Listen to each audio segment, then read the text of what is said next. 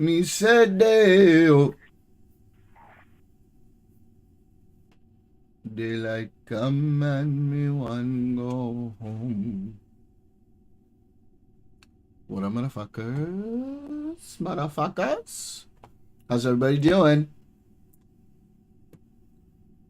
We got a fresh new war restarting in Lebanon. Well, not restarting, but we're back to Beirut. Hey. Hi. Maybe things will go cool with Iran. We don't know. Right now, it's up in the air. They say they're in a better place for negotiating, but also Trump said if Iran doesn't agree, okay, if Iran doesn't agree, the response. Wait, what did he say exactly? Hang on. He said a much higher level of attacks if no deal with Iran. So he's using those threatening things again, but let's wait until people come in and say what's up. Until then, we'll just watch some fun shit. Oh, what's the matter? You can't sleep either? Yeah, I know the feeling. Look at us. 2 peas in a pod. Unfortunately, I can't deploy a tactical breast with some warm milk for you to suckle upon. These puppies aren't spec'd into that build. Best I can do is maybe lactate a bit of gamer subs out. So, we're gonna have to settle for the next best thing, which is a little lullaby, which hopefully will serve as a nice AoE and hit us both, making us sleepy. I'll see you a little bit, all right? Yeah, see you soon. Hello. You want to clip this on? Sure. Oh, you're a streamer? Yes, I am a streamer. Well, Oh. best of luck. This is our last game. I believe it closes at 7 today. So. 6, actually. 6? There's only half an hour left. This is a clip that blew up a few days ago, but it has a brand spanking new development here where the gentle sir, fedora tip, in the video has decided to double down on his cringe embarrassing behavior. So we're gonna give you the whole kit and caboodle here. So this is the genesis. This is where it started. The woman in this video is a streamer. Her Yellow. You be muted and deafened. Okay. name is aka Nimsco on Twitch, but she is a grandmaster in chess. Her name is Nemo, and she's doing this at a convention where people sit down, they play chess, and she's streaming all of it. This is the last contestant of the day. She believes that there's still quite a bit of time left, thinking that it closes at 7. He hits her with the classic, actually, it's 6. So there's even less time than she thought, but she's more than willing to accommodate and play through this game with him because he waited for it. Take your queen. Oh shit, I forgot I can do that. Yeah. Take queen. Just gets hard. Yeah. You're running out of time, Bill. What happens if I run out of time? You lose the game. But it's okay, you can use some of mine. I do have to run though because I didn't realize the con is closing at 6. Oof, that's a big-time blunder right there from this prodigy that stepped up to the plate. He hung his queen out to dry, and she capitalized, taking the free piece. He then hits her with the, forgot you could do that. Now, when I first watched this, I assumed he was just like a fan of her and wanted to at least like interact and play a game for fun, despite not being like an active chess player. Him being unaware of how the knight can move, to me, was evidence of that game theory, but turns out that's not the case at all. He actually takes this extremely serious. He's treating this like it's his fucking Super Bowl here. So, as you can see, he's starting to run out of time. She mentions that, saying like, hey, you're running out of time, but, you know, don't worry, you can use some of mine. Very sweet. That's time. Yeah. Okay. I'll pack up while you make your move. You know what? I surrender. Are you sure? Okay. GG's. Zoinks! Jinkies! The declined handshake in anger. That's fundamentally a rage quit moment there over the board. Very unsportsmanlike. That's a 5-yard penalty, no doubt. And again, she was willing to let it go on even though he did lose on time. He was taking oodles of time here coming up with his moves and then still ended up just giving away a free queen. So it's not someone who I think actively plays chess, so I don't know why he's getting so heated about it. It's pretty fucking embarrassing because this isn't high stakes here. This isn't a game of life or death. It's not a goddamn shadow game from Yu-Gi-Oh! Or anything. It's just supposed to be entertaining and enjoyable, and you get to hang out, you play a little chess. She's a grandmaster. You were never going to win. So I don't know why he's getting his ham so steamed about it. Alright. I'm back. It took forever. Yo. Okay. So what were we saying? I think I was telling you just be chill, you know, just keep hanging with her, and like nothing she said was necessarily a bad sign, and just enjoy your friendship, and you know, yeah. And then if it happens, it'll happen naturally, you know. Exactly. You know what I mean? Yep. Opa.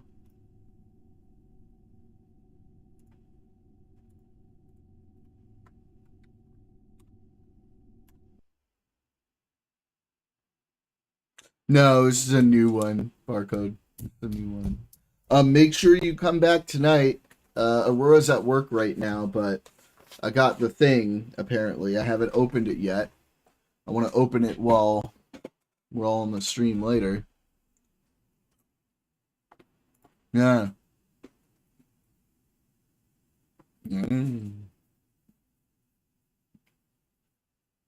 No idea. I think it's like a patch. That's all I can tell because it says space patches on it, but I don't know what for. So I'm excited to see what it is.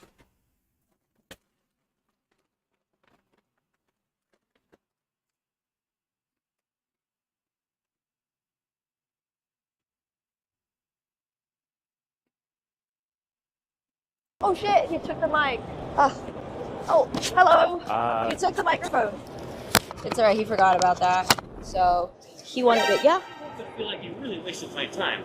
Oh, I'm so sorry about that. Waiting. You told me after this person, and then another person comes in. I'm so sorry about that. That guy, you're like, oh, I'm gonna see you at dinner later. Yeah. God, I was waiting here for like half an hour. Can I just rush through it?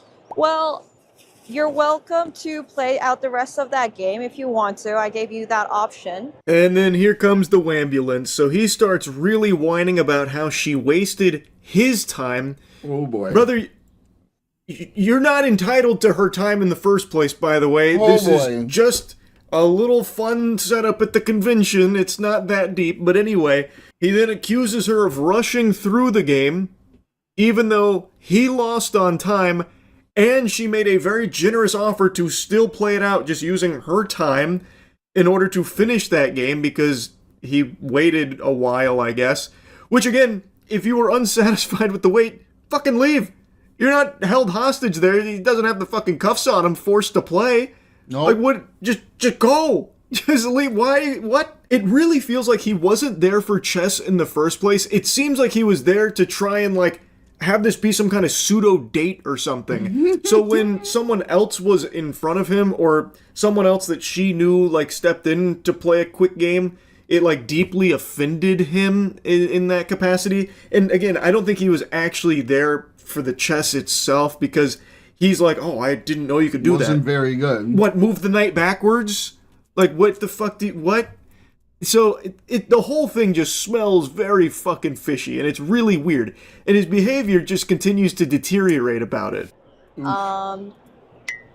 Okay, I'm so sorry about it. Is there anything I can make up for that? I can give you chess.com diamond memberships or anything like that. Oh, that's nice. Yeah, if you want one. Okay, take a picture. I'm gonna give you a second one as well. And heck, since you're the last That's so person for tonight, sweet. take a picture of the third one. So then if you redeem these, you'll just have like 3 months free membership. There you go. Take a picture of that one too. Sorry about that. I'm really sorry if you feel like you wasted your time. You did waste my time. Okay. So, Oh. fuck you, but I hope you have fun with the convention. Okay. Wow. What a dick. What a fucking douchebag. The guy there was so like, fuck you, gave me the middle finger off. She is going above and beyond to accommodate this loser, being extremely nice. What an asshole. Offering him 3 months of premium membership, again, for a complete non-issue. This guy feels like his time was wasted. Why? Because he chose to wait in that line and then sat down fucking drooling and blue screening in his brain, blundering his queen, and then just sitting there idly with the orb of confusion in his pocket and then losing on time before surrendering. How is that her fault? If you wanted a longer time with her at the chessboard, or you wanted to, like, prove yourself, fucking play chess. Learn how the knight moves, I guess, bro. Like, what? Why is any of this her fault? Like, she didn't do anything wrong here. All of it's streamed, by the way, so you can see it all. There was nothing strange or underhanded. She didn't go up there and put her hand on this guy's head like, no, stay back, you swine. Everyone else is coming first. You will be the last one today. Learn your place, plebeian. Like, nothing like that happened. She didn't disrespect him or anything. So, but he still feels so slighted that he wraps back around, gives her the middle finger, and says, fuck you, while getting to reap the benefits of 3 months worth of premium membership that she's given him because she's just, I guess, very nice. If anyone's time was wasted, it was hers for having to interact with you for this long. And now, like I said, this blew up a couple days ago. He got clowned on, and then he wanted to give his side of the story. So I read an article that apparently he is now doing his tell-all here about what actually happened. Against this person, I have no idea who she is, but there it is. First off, I was just laughing at how ridiculous the video is because it doesn't offer any context. So there was no line there. I have no idea who this person is. It just says, like, hey, let's play some chess, you can win a prize. Cool. If you want to let people know that everything that's happened bothers you greatly, try and pretend that it doesn't. Well, I actually couldn't stop laughing about the whole thing. People just don't understand the full scope of the situation. And I can't help but giggle. I shouldn't, in fact I shan't, but I can't help but giggle a little bit about this because it doesn't even show the whole context of what happened. So please, let me enlighten you. Let me give you the real scoop here. It's just, like, I always hate that approach from people when they try and, like, oh, I'll just brush this off. Yeah, you guys are all wrong. I'm right. That kind of attitude. It's so fucking, like, cringing. It's awful. It elicits the yuckies out of me. There's such a bad vibe about that approach. But anyway, he goes on to say that he just hopped in this line because he saw that you could play chess and maybe win a prize. He didn't know who she was, but was more than willing to play chess and go for that. Big question arises there. Why? When you suck this much ass at chess. Yeah. You hung your queen, like, immediately. I go up, she's with someone, and I have to wait. That's fine. She says you'll come up after this person. That, there's a timer going on, and I see that, so I'm hoping that these matches are going to be short so I can go. But they're not. The timer runs out. It's made completely irrelevant. And, she's just having conversation, talking to this person. It's going on for a while. Pal, you asked for that same thing, by the way. When you lost on time, she also extended the same courtesy to you, like, hey, look, we can keep going. We can play out the rest of this game. Yeah. It's not that big a deal. So it seems like she was just more than willing to let people play chess with her and try and, like, enjoy the experience of playing against a grandmaster. Because that's not something a lot of people ever will get the opportunity to do. It's supposed to be something fun, which is a concept that completely eludes this guy, apparently. He took this as, like, a call to arms or something. Like, I must compete for this prize in this chess match. Chess, which something I don't really understand how the knight moves, but I can do this. I must do this, in fact. So he's complaining about other people getting to play through time, like after it runs out, when he himself wanted that same privilege. But she gave him the option. Whatever. Match ends. And then, without even acknowledging me at all, some other guy comes up in front of me and starts playing with her. I do feel a little disrespected at this point, because if I'm going to wait for you, I'm just, I'm not doing anything wrong. I'm just waiting. But you're going to just kind of push me aside. That doesn't feel right. But I've already waited long enough. I'm waiting for another friend of mine, so might as well. But why, though? Why might as well if you're going to be salty about it? What's the point there? You're just letting yourself stew and marinate. So, from his story here, his telling of the encounter, someone cut him in line and took his place, his rightful throne there at the board. So now he has to wait even longer. Well, just leave then, man. Like, again, it's not like you lose anything by waiting, except your time. And if your time is something that like you don't want to allocate to this, then just leave. No harm, no foul, no big deal. Maybe it's a little upsetting that you got skipped in line when you were really eager to play. Okay, that sucks, I guess. But that's also not her fault. She didn't just like wave someone through like, hey, fuck this guy. I want this guy to come up and play instead. Doesn't sound like that happens. It sounds like just some other guy went in front of the line in front of this guy. And if that is what happens, why didn't you say something to the dude? Why didn't you take it up with the guy? Why do you take it out on her? It's not her fault. Nope. So why are you going up berating her and then saying fuck you, giving her the finger, storming off, that kind of thing? Why take out all your frustrations on her when she had nothing to do with your place in line and your wasted time that you chose to still continue to sit there and not say anything to the guy who skipped you? Were you afraid to confront him? Their match goes, I want to say, even longer. Not entirely sure, but again, timer is completely disregarded entirely. She's like coaching the guy, talking to him, saying that they're going to meet up after this. So I'm thinking, I'm waiting for you and you're just kind of hanging out with your friend. That doesn't feel right.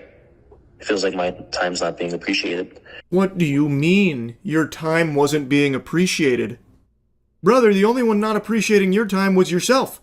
If it's that important, the time that you were losing in there, you're not even you like should a have big left. chess guy. It is not her responsibility to be conscientious of your time, of you choosing on your own volition to just sit there and just fucking bake in your own anger.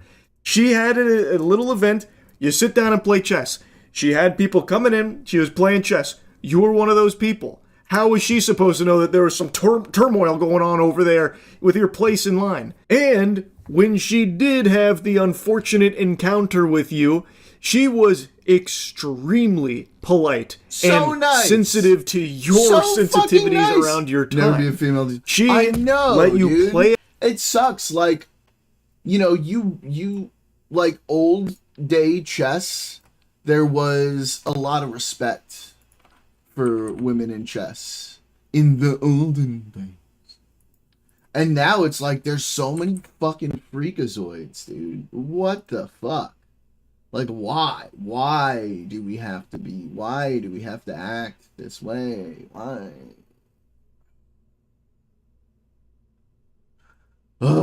Out the game, pastime, offering to keep it going, letting the game continue because you did wait and you were the last person so many at the convention. Right, in chess.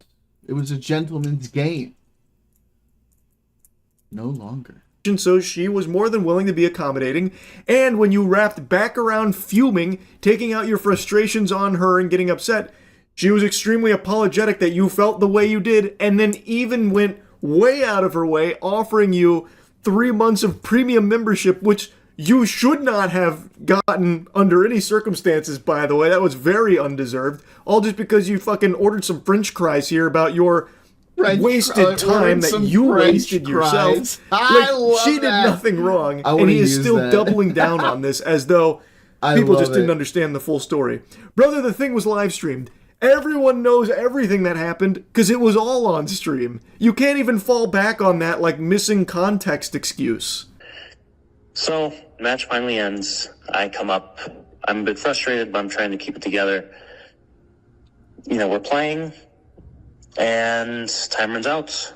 And I can tell, she had a mistake with when the convention is ending, so she wants to go. Timer ends. You know what? I can tell, and I feel like she really just wants me to go. I feel like she's already kind of been disrespectful to me before. She clearly just wants me to leave now. So I get and I go. And I am very frustrated, right? I'm very upset with the lack of time management, the fact that there was no line, there was no people there, and yet I'm still having to wait for so long. Then don't. No one is forcing you to do that. You even said you don't know who she is. Why are you waiting that long for this then? Yeah. I don't get it, man. Make it make sense. I don't understand. And again, if you wanted more time there playing chess with her, get better at chess so you could play out a full game without just getting steamrolled. And Like, you were He never got going to win in the fucking first place against a busted, grandmaster, dude. but maybe you wouldn't have blundered so quickly and had everything go tits up right away. Like, it's very peculiar what this dweeb is even so upset about. And he's still upset about it.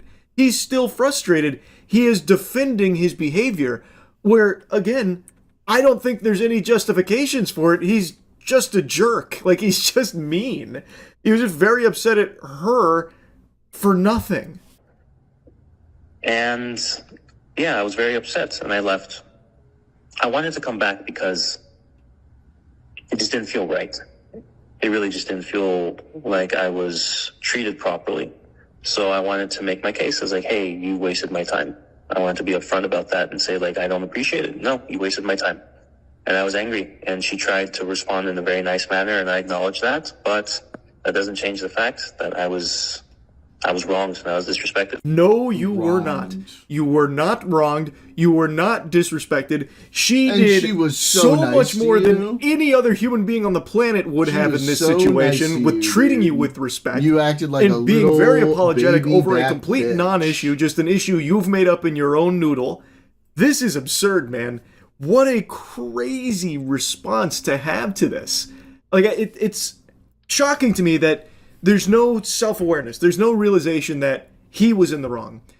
There was nothing disrespectful that happened here on her end. If he was cut in line, yeah, it's disrespectful. Why didn't you take it out on the guy who actually disrespected you then? Yeah, the guy who If got that you. actually happened, why are you targeting her for that? She's She had a no woman. control over that mishap. She didn't order that guy to cut you in line. It's not like it was a sleeper agent. She didn't have, the fucking security come in and just She's a push you to the nasty side so they woman. could play with her and Nasty take away your woman. precious time to ruin and disrespect your time at the convention. So why are you taking all that frustration out on her when she did nothing wrong and did everything she could to be respectful and polite and even apologetic, even though there was nothing to apologize for in the first place? Wild, man. Truly wild stuff. Anyway, that's really about it. So, yeah. That's fucking crazy, dude. Why? I mean, like, it was like for a while, Barcode, I feel like for a while, because of the internet, people had more self-awareness and they were less likely to do crazy shit. And I feel like now it's gone the opposite direction where, like, nobody has any self-awareness anymore. And people are just fucking retards all the goddamn time. Oh, What do you think, bro? Like,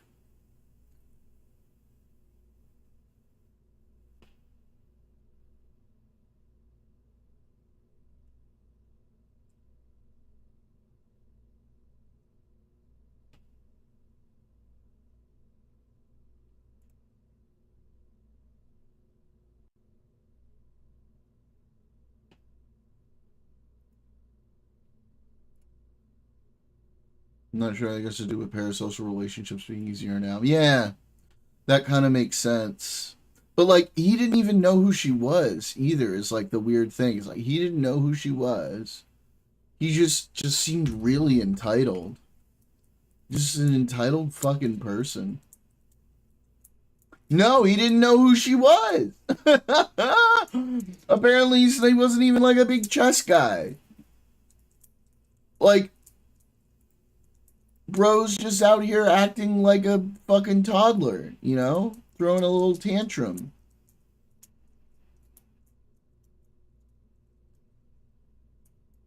Like, he has too much self-respect. Yeah, right? Ugh. Ugh. Oh, brother. Ugh. Yeah, right? Oh, God. Some people feel so entitled. I still remember a long take a time look at ago. this. I must have been in elementary. I'm digging the Charlie content right now. I don't know if you are, but I always have fun watching his videos, and I'm feeling a little bit of slop, and then getting hard into the politics tonight. But yeah, School at the time. My parents had on the news, and a story came on about a local man that had killed someone over a single dollar. And I thought to myself, what a stupid asshole. That instantly landed him on Santa's naughty list, and I couldn't imagine a more dumb thing to throw your life away over. Killing someone for a single buck. One clam. And now as a 31-year-old man, I see how silly I was in my youth.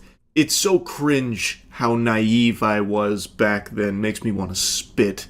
Because killing someone over $1 doesn't even make the top 10 list for dumbest things people are willing to kill over. I want to show you number 1 though.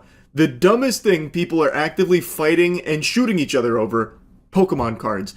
Earlier this month I covered the Pokemon card related shooting, and now I want to show you probably the biggest fight I've seen over Pokemon cards that just unfolded yesterday. I also didn't even cover the pseudo police chase that happened after a Pokemon card related scuffle in a parking lot. Like, it's just complete pandemonium. People are actually taking this to the extreme where fights, a shooting, and I'm sure there will be death related to Pokemon cards pretty soon, because that's where all of this is going. It is so unbelievably pathetic and embarrassing.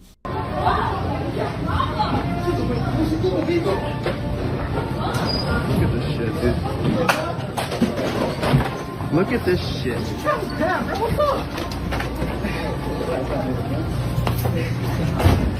Jesus Christ. Jesus Christ! Holy shit!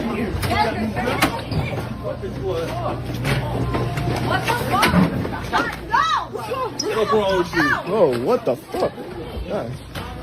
There's a lot to unpack here, and this isn't the only angle. We actually have the director's cut, which is about 2 minutes of bonus footage here that shows everything leading up to it, and then even more of the fight. This is just the 30-second, like, montage meatball, you know? So a bit of the lore. There was a Pokemon restock. Uh-oh, sound the alarms, red alert, Thunderdome, online. Pokemon restocks are literally where people go to just exchange knuckle sandwiches as they fight over Pokemon product to try and scalp online. They try and get their grubby paws on as much as they can at Target, Walmart, Costco, Best Buy, whatever. They line up for hours, overnight, camping out from fucking like midnight all the way to like 8 a.m., camping out for their chance to get their hands on Pokemon products. I've shown you tons of videos of these incredibly long lines wrapping around the entire goddamn county to get there. And then when they do unleash the horde, it always turns into shit like this. But typically it's a lot of bumping and grinding, a lot of like basketball boxing out. They kind of throw their ass in a circle to, you know, get them away from the product. It's not often that it's a full-blown skirmish like this, but it's always messy. And it does sometimes get pugilistic. This one's a little more on the upper scale of what that looks like. That had like a takedown, a little ground and pound action. But all in all, Pokemon restocks are the most dangerous places in America. When Pokemon restocks happen, it's like the purge going online. So you need to just stay indoors, lock down, and just fucking sleep in fear.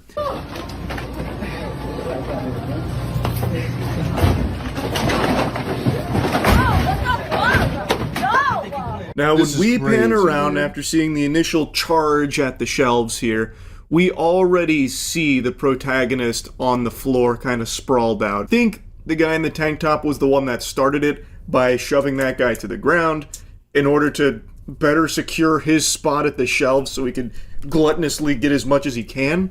And then the guy gets up off the ground and then just fucking bull rushes him, slams him into the shelves, which disrupts all of the other scalpers there. One guy right next to him with the long hair does one of these with a box in his hand. He wants no part of that action, which is understandable, but if you're not looking for a fight, why are you going to a Pokemon restock?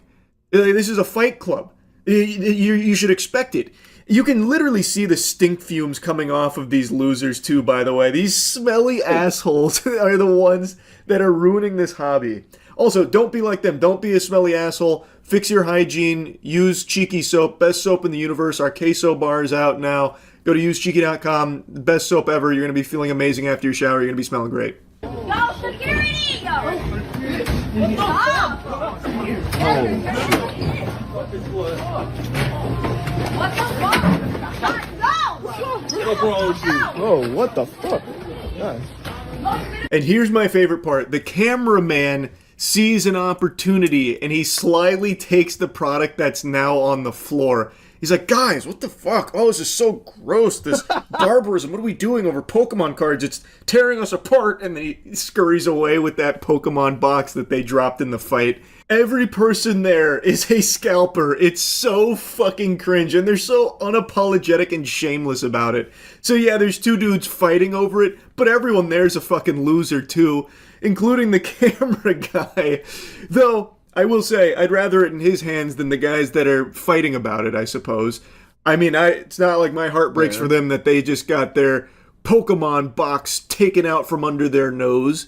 It's so fucking sickening just how poison this hobby has become with these worms.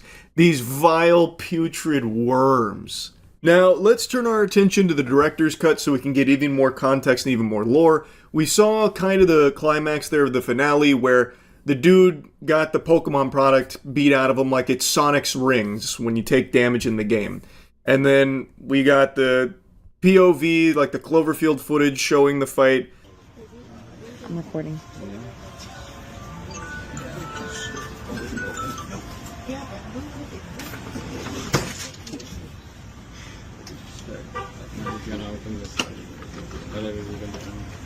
Come on.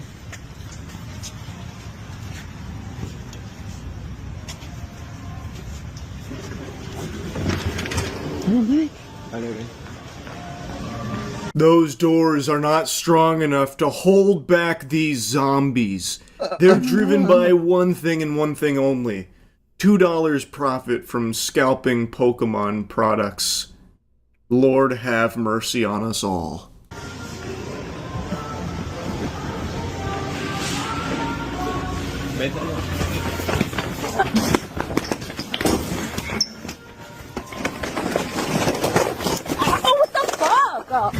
What the fuck? Your problem?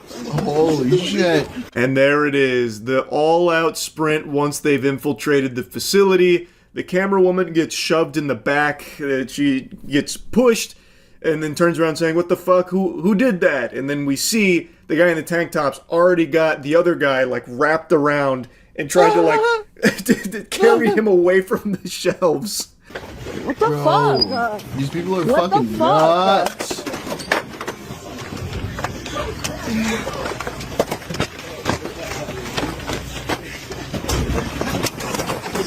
Bro, what the fuck?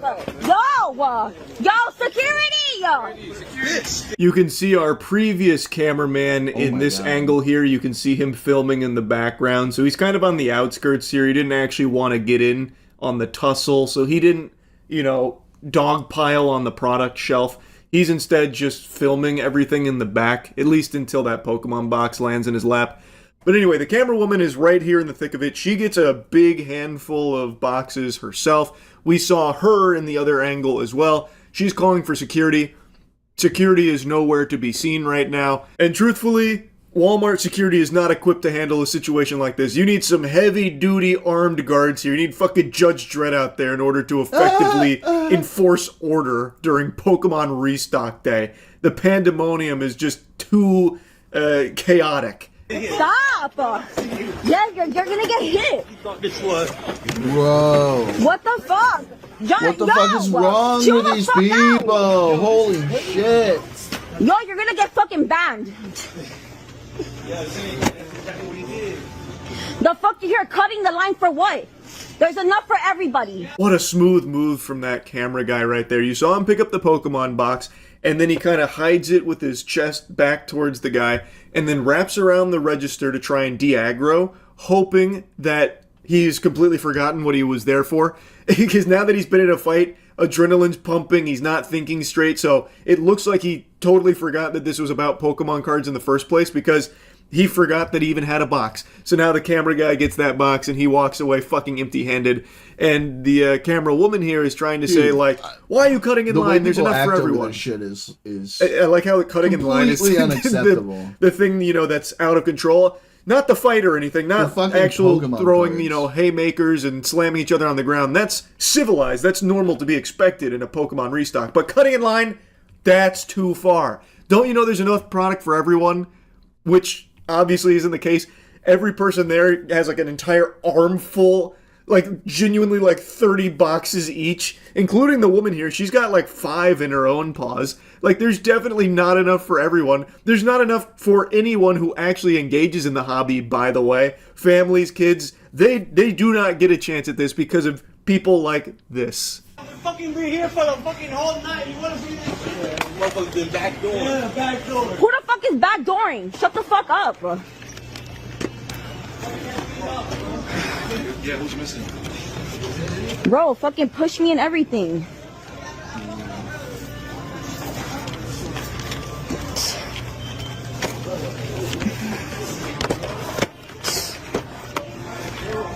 She hits like 4 on the way out. She's steaming. Huh. She's very upset that this Pokemon restock went this way. They're usually so civil.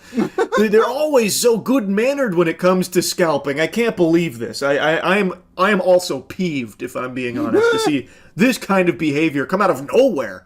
It's so weird. So weird. And man, Pokemon restocks too. Usually such a sacred event that everyone's always, holding hands and celebrating together because they just love the hobby so much. They're big Pokemon fans. That's why they're there, right? This shit sucks. I'll drop the sarcasm. Every Pokemon restock is like this, and they're only getting worse. It is just these fucking parasites, man, that are constantly grabbing as much product as possible to try and instantly turn around and flip it. I actually went to one of my local card shops a couple days ago, and one of the employees there was talking about this phenomenon and just how out of control it is. And they were telling a story about one guy in particular. I'm even going to say his name. Fuck him. If he's watching this, you're a piece of shit anyway. They call him Spencer, who is like an aggressive scalper like this, and apparently he always shows up with like a bunch of product that clearly he just takes from like these restocks because he camps overnight. And of course he's not alone, but this is someone that they've actually formally banned from their shop because of just how out of control he and scalpers like him are. But what they would do is they'd only offer him like $1 more than what they paid. And since they usually walk away with like maybe 5 boxes or something and they're trying to instantly turn around and flip it, they make a profit of like literally a couple of bucks, which means they don't actually make a profit. They lose money because you have to factor in the gas and the time they spend waiting. The gas to the shop, and then back home. So they literally lose money doing this, but they're so delusional that they think that they're going net positive. And I'm sure this isn't the only card shop doing this because it's pretty clear when you have just scalped product or, spawn camped a restock because they instantly turn around and sell it and they know nothing about the hobby. So card shops are just basically giving them like $1 more. And unfortunately, card shops do usually have to buy this product because since they're gobbling it all up and since Pokemon product is flying off the shelves everywhere, they're needing product. So they do have to sometimes engage with these scalpers, but what they're doing is they're only giving them like $1 more than what they paid. So like I said, they literally go negative because of gas and the time they spend there. One person in this video here even said that they stayed there all night.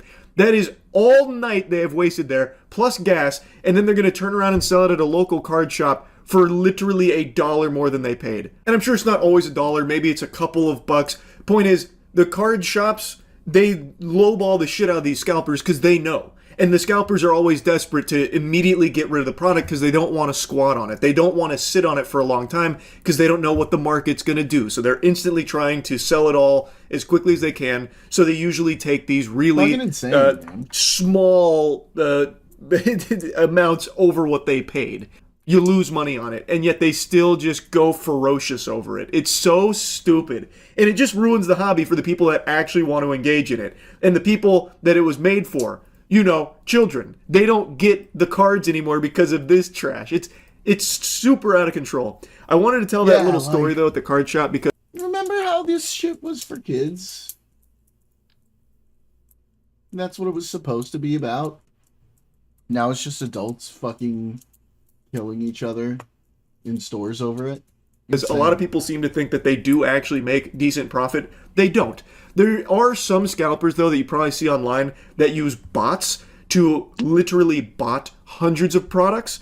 And those scalpers probably do make a little bit more on it because they get so much of it and they squat on it for a really long time. But these kind of like Walmart and Target spawn campers that just go in there for the restocks and TCG vending machines, the Pokemon vending machines, they are making maybe $5 in total, which is not actually making $5 because they still lose money from all the gas and time they waste doing it. And some of them even just call out on work on restock days. They literally take the day off work for it.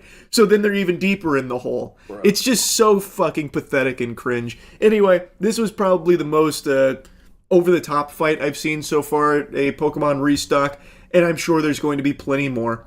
Anyway, that's about it. See ya. Oh, no fucking way. Continue. I told you, it's only getting worse, man. Yesterday I made that video going over the silly, goofy fight over Pokemon cards at a restock, which, again, Pokemon restocks are basically the purge at this point. You're not actually even going there for product. You're going there to either get your teeth punched out or your skull caved in. It's just become a place where it's a PvP-enabled zone, and people throw hands and try and get as much Pokemon product as they can, just gluttonously consuming it to try and turn around and sell it for a profit. And in the video I made on that yesterday, I said that it's only a matter of time before someone gets killed over it. There's already been a shooting over Pokemon cards, and I'm sure there will be a murder around the corner. And it turns out that that did already happen. I just learned about a case in Chile where a 20-year-old woman who is a Pokemon vendor was kidnapped and killed by a couple looking to rob her of her Pokemon cards.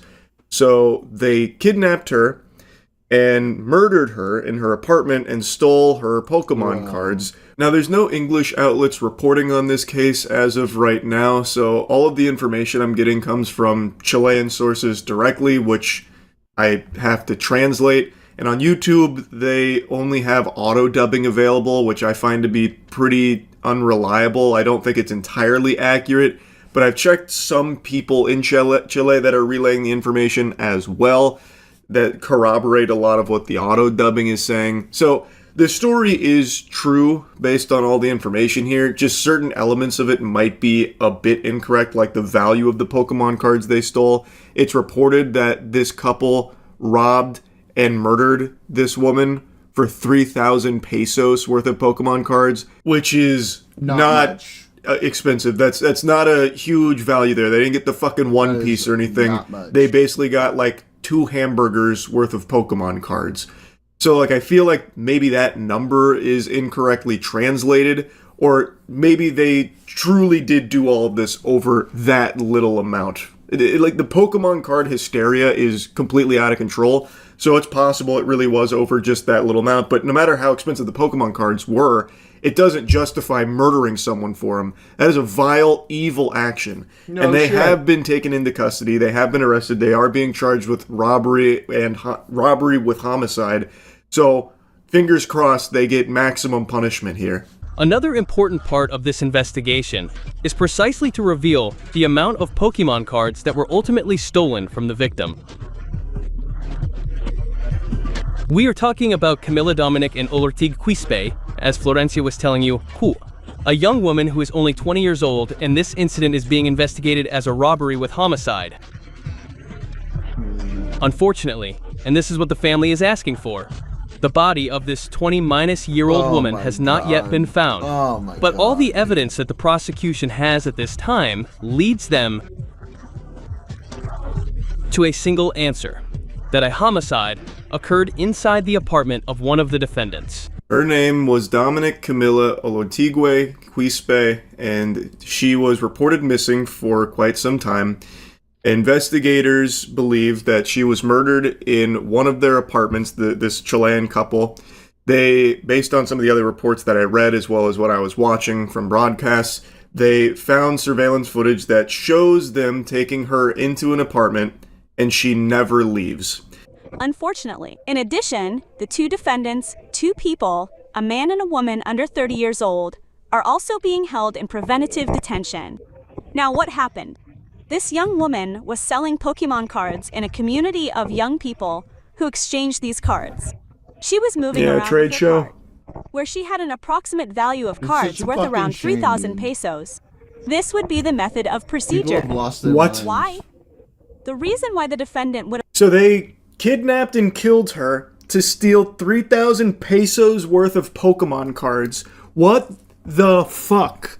This was the first report I watched on it that gave the general overview of everything that unfolded. It was a couple. They had got Dom and Camilla to their apartment, and she never left. They have security camera footage of her going in, and then they only ever have footage of the perpetrators leaving, and there's a lot of other things that they found on the security camera footage. But in this report, they said that the value of the cards they stole was 3,000 pesos, which, again, that's literally buying like a handful of gummy worms. That's not a lot at all. But in the other report I was watching, they say 3 million pesos, which is quite a bit more. Not that it changes anything here. Having someone's life taken over Pokemon cards is completely unacceptable, and this couple should 1000% never see the light of day again. They should be locked in a hole for the rest of their lives. This is a genuinely evil action that is unforgivable.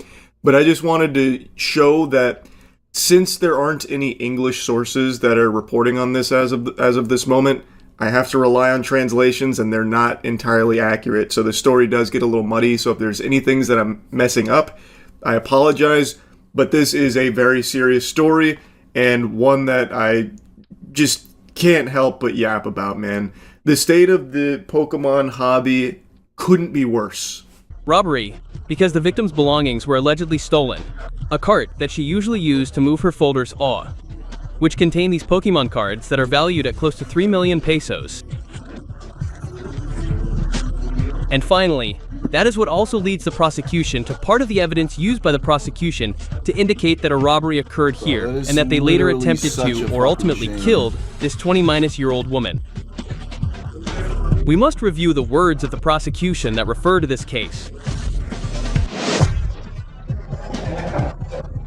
Sendum, the victim is seen entering the apartment with the defendant, and only the defendant is seen leaving on several occasions. And the defendant must have entered with the defendant, and always taking the victim's cart, where she had all her letters, which were the ones with the greatest value. The auto-dubbing is just really falling apart. It's sucking major ass here. But from what I can piece together with this broadcast, as well as what I've read, is that on the security camera footage, they know that Dominic Camilla was in the apartment. She went into that apartment. And they also know, through the security camera footage, she never left. But the couple did on numerous occasions, and had even left with Milla's belongings. And what she said there with letters that had the most value, I think they were talking about the cards.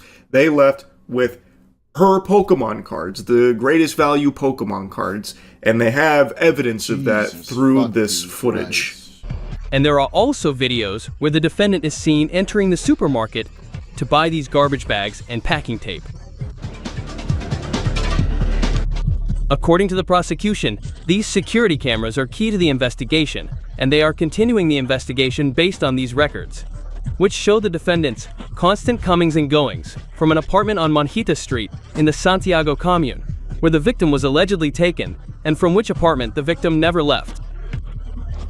These records are important because the body of this young woman, who is only 20 years old, Camilla Dominic, has still not been found. They are also alleging that through the security camera footage, they saw that this couple was getting trash bags and tape and bringing it into the apartment and just very suspicious shit like that. That is extremely shady. So they haven't found her body. They are still investigating and doing all they can to locate that, but they are treating this as robbery with homicide. That's what they are pursuing here. They have enough evidence to support that, it seems, and it is just fucking sickening, man. I know I've made so much content on it recently, I just can't help blabber about it. I'm obviously very passionate about TCGs, have an entire fucking channel dedicated to it. So seeing what's happened to not just Pokemon, but just TCGs across the board really sucks. And in Pokemon in particular, it is really in the shitter. It is just terrifying. People being beaten to a fucking pulp, people being shot over Pokemon cards, and now even people having their lives taken over Pokemon cards. And again, there's other examples of scalpers going crazy and all like, you know, trying to get their hands on the same stuff to try and flip for like a fucking $5 profit over the years. But for Pokemon in particular, it has become just deplorable. Like, Team Rocket doesn't beat up Ash Ketchum or shoot Pokemon trainers to get their hands on the Pokemon, and they certainly don't murder people over it, but the fucking Chilean Jesse and James here certainly do. It's scary, and it's only getting worse. Like I said, it has spiraled totally out of control now. It's heartbreaking hearing about what happened to this woman in Chile. So anyway, I just wanted to talk about it a bit. That's really it. That's so fucked, dude. All right, let's get into some politics. I'm joined now by candidate for Maryland State Senate District 46, Bobby Lepine. Bobby, I wanted to talk to you today because we have just seen the Supreme Court gut the Voting Rights Act. Obviously, in the immediate aftermath of that move, we saw a cavalcade of Deep South red states begin the process of redrawing their maps. And I presume that the end result of this is going to be that every black district in the Deep South will ultimately be eliminated. And so that raises the importance of making sure that Democrats can actually fight back, given the fact that this is already happening, whether or not Democrats respond. I love how the argument against that portion of the VRA, well, it's racist to draw lines for racial representation, and literally the immediate direct outcome is the disappearance of every single black district in the Deep South. This is already happening. And in your state of Maryland, there is the opportunity to redraw the maps, and yet there's one person standing in the way of all of that, and that's the state Senate President Bill Ferguson, who you're running against. And so I want to ask first and foremost, has this Supreme Court decision and these subsequent moves by all these Republican states, Louisiana, Alabama, Tennessee, South Carolina, has that moved Bill Ferguson at all? No, I have to be honest, I don't think it has. Although so many folks here in Maryland are calling on the governor and both the Speaker of the House and the Senate President, who Bill Ferguson is, to call for a special session to actually get redistricting across the line. I mean, in the end of the day, if you look at South Carolina, they're going to redistrict one seat. North Carolina already redistricted one seat. I mean, this is basically a tactical defense of democracy for Maryland to follow suit in protecting American freedoms. Yeah. What a lot of people don't realize is what the game here is. The game is this, and it's Project 2025. And I've spoken about this before. We have seen what Project 2025 has done so far. We've seen armed police in our streets, terrorizing our neighbors, killing American citizens. We've seen the federal government just gutted. We've seen money taken away from the Department of Education. We've seen witch hunts against the press and Trump's political opponents. In the end, this redistricting thing, which was started by Texas, let's remember, Texas started this. It's literally a power grab. It's a power grab for a president who is literally putting his face on everything he can possibly touch, to include a passport. We have never been in this situation in the history of this country. And redistricting, while in a perfect world, it would be good to have an independent redistricting commission for the entire country, for each state. We do not live in a perfect world, nor do we live in ordinary times. Republicans are the ones who extraordinary times require extraordinary measures. And while every other state is redistricting, so they can take away reproductive rights from women, to privatize Social Security so working people won't have a nest egg when we retire, to define marriage as one man and one woman, while every red state is redistricting to give this president that power. The Senate President of Maryland, a Democrat, well, he just didn't understand the assignment, I guess. And so there has been no movement here, even in light of the fact that, frankly, it's not that this is just the morally right thing to do. This is actually existential for Democrats right here, because what Republicans want is to engineer themselves permanent majorities by not only gerrymandering, but gerrymandering knowing full well that there's going to be Democrats who rely on this kind of archaic idea of good government, of just good governmenting ourselves into obscurity, because God forbid we don't, always take the high road, even as Republicans are basically just running roughshod over the left. And I agree with you. I agree with you, Brian. But to be honest with you, I don't honestly believe this is a Democrat versus Republican issue. And here's why I say that. I believe this is really a battle for the soul of our nation.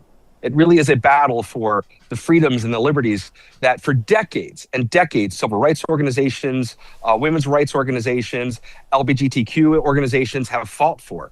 This is literally, we're fighting for that. And I believe the reason why the Republicans are so apt to follow this strong man in the White House is because here is a person who has made the wealthy more wealthy than they've ever been in the history of this country. And for him to lose power, for the Democrats to have power, we would fight to end that wealth. So in the end of the day, I think this is really a fight between the haves and the have-nots, a fight for the soul of this country. And that power, whoever has power in Congress, is so very important to fight this person who is the cause of the rise of authoritarianism in this country, the rise of white nationalism in this country. Literally, we are losing America. The very little bit of America that's good, we are losing it. And every state, regardless of party, should fight to protect that.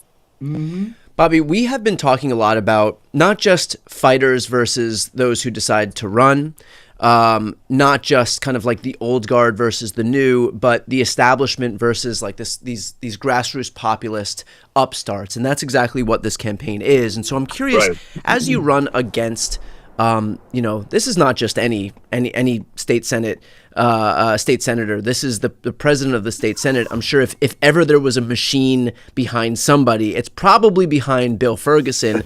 And so what is it like to run against the state senate president as someone who, you're a regular guy, like you haven't run for political office before. And so what has been thrown at you from Bill Ferguson? Well, I think every working person out there will understand this when I say I feel like I'm being beat down every single day from every single direction. I have corporations who are just funneling money into his campaign so he wins. The establishment has circled the wagons to make sure that he wins and keeps power and keeps power in the state Senate. We have Republican dark money that is flowing in from some pollster in Florida that we can't seem to track down, putting out push polls saying that Bill Ferguson is the greatest thing since sliced bread and calling me a criminal, a communist Chinese sympathizer, a former chair of an extremist anti-abortion organization of which I am the pro-choice. I've been endorsed. I am the pro-choice candidate in this race.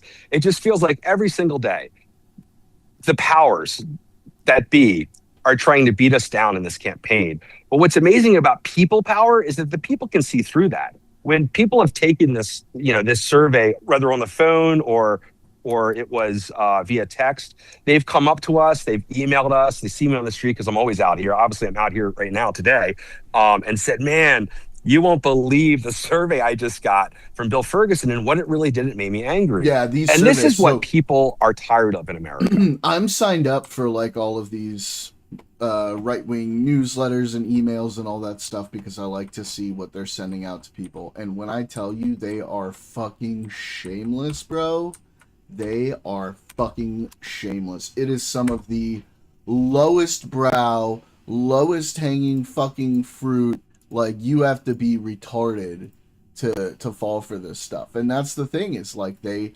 actually think their people are that retarded, and unfortunately they keep proving them fucking right.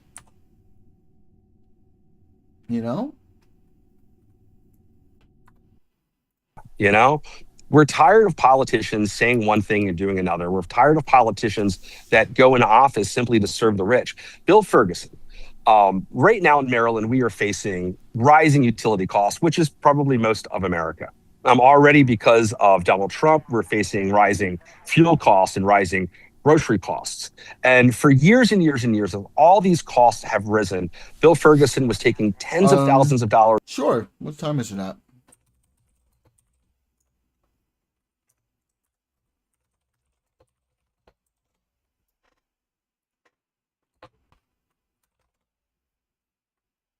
May 15th.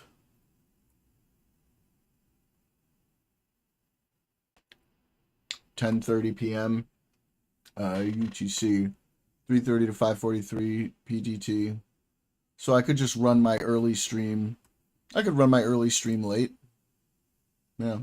And campaign contributions from corporations while doing little to nothing to protect working people in this state. And redistricting is yet another example of that. He drug his feet on protecting the reproductive rights of women when literally the National Organization of Women came to him and said, look, Roe v. Wade is going to be overturned. The state of Maryland needs a constitutional amendment to protect our rights. And he dragged his feet.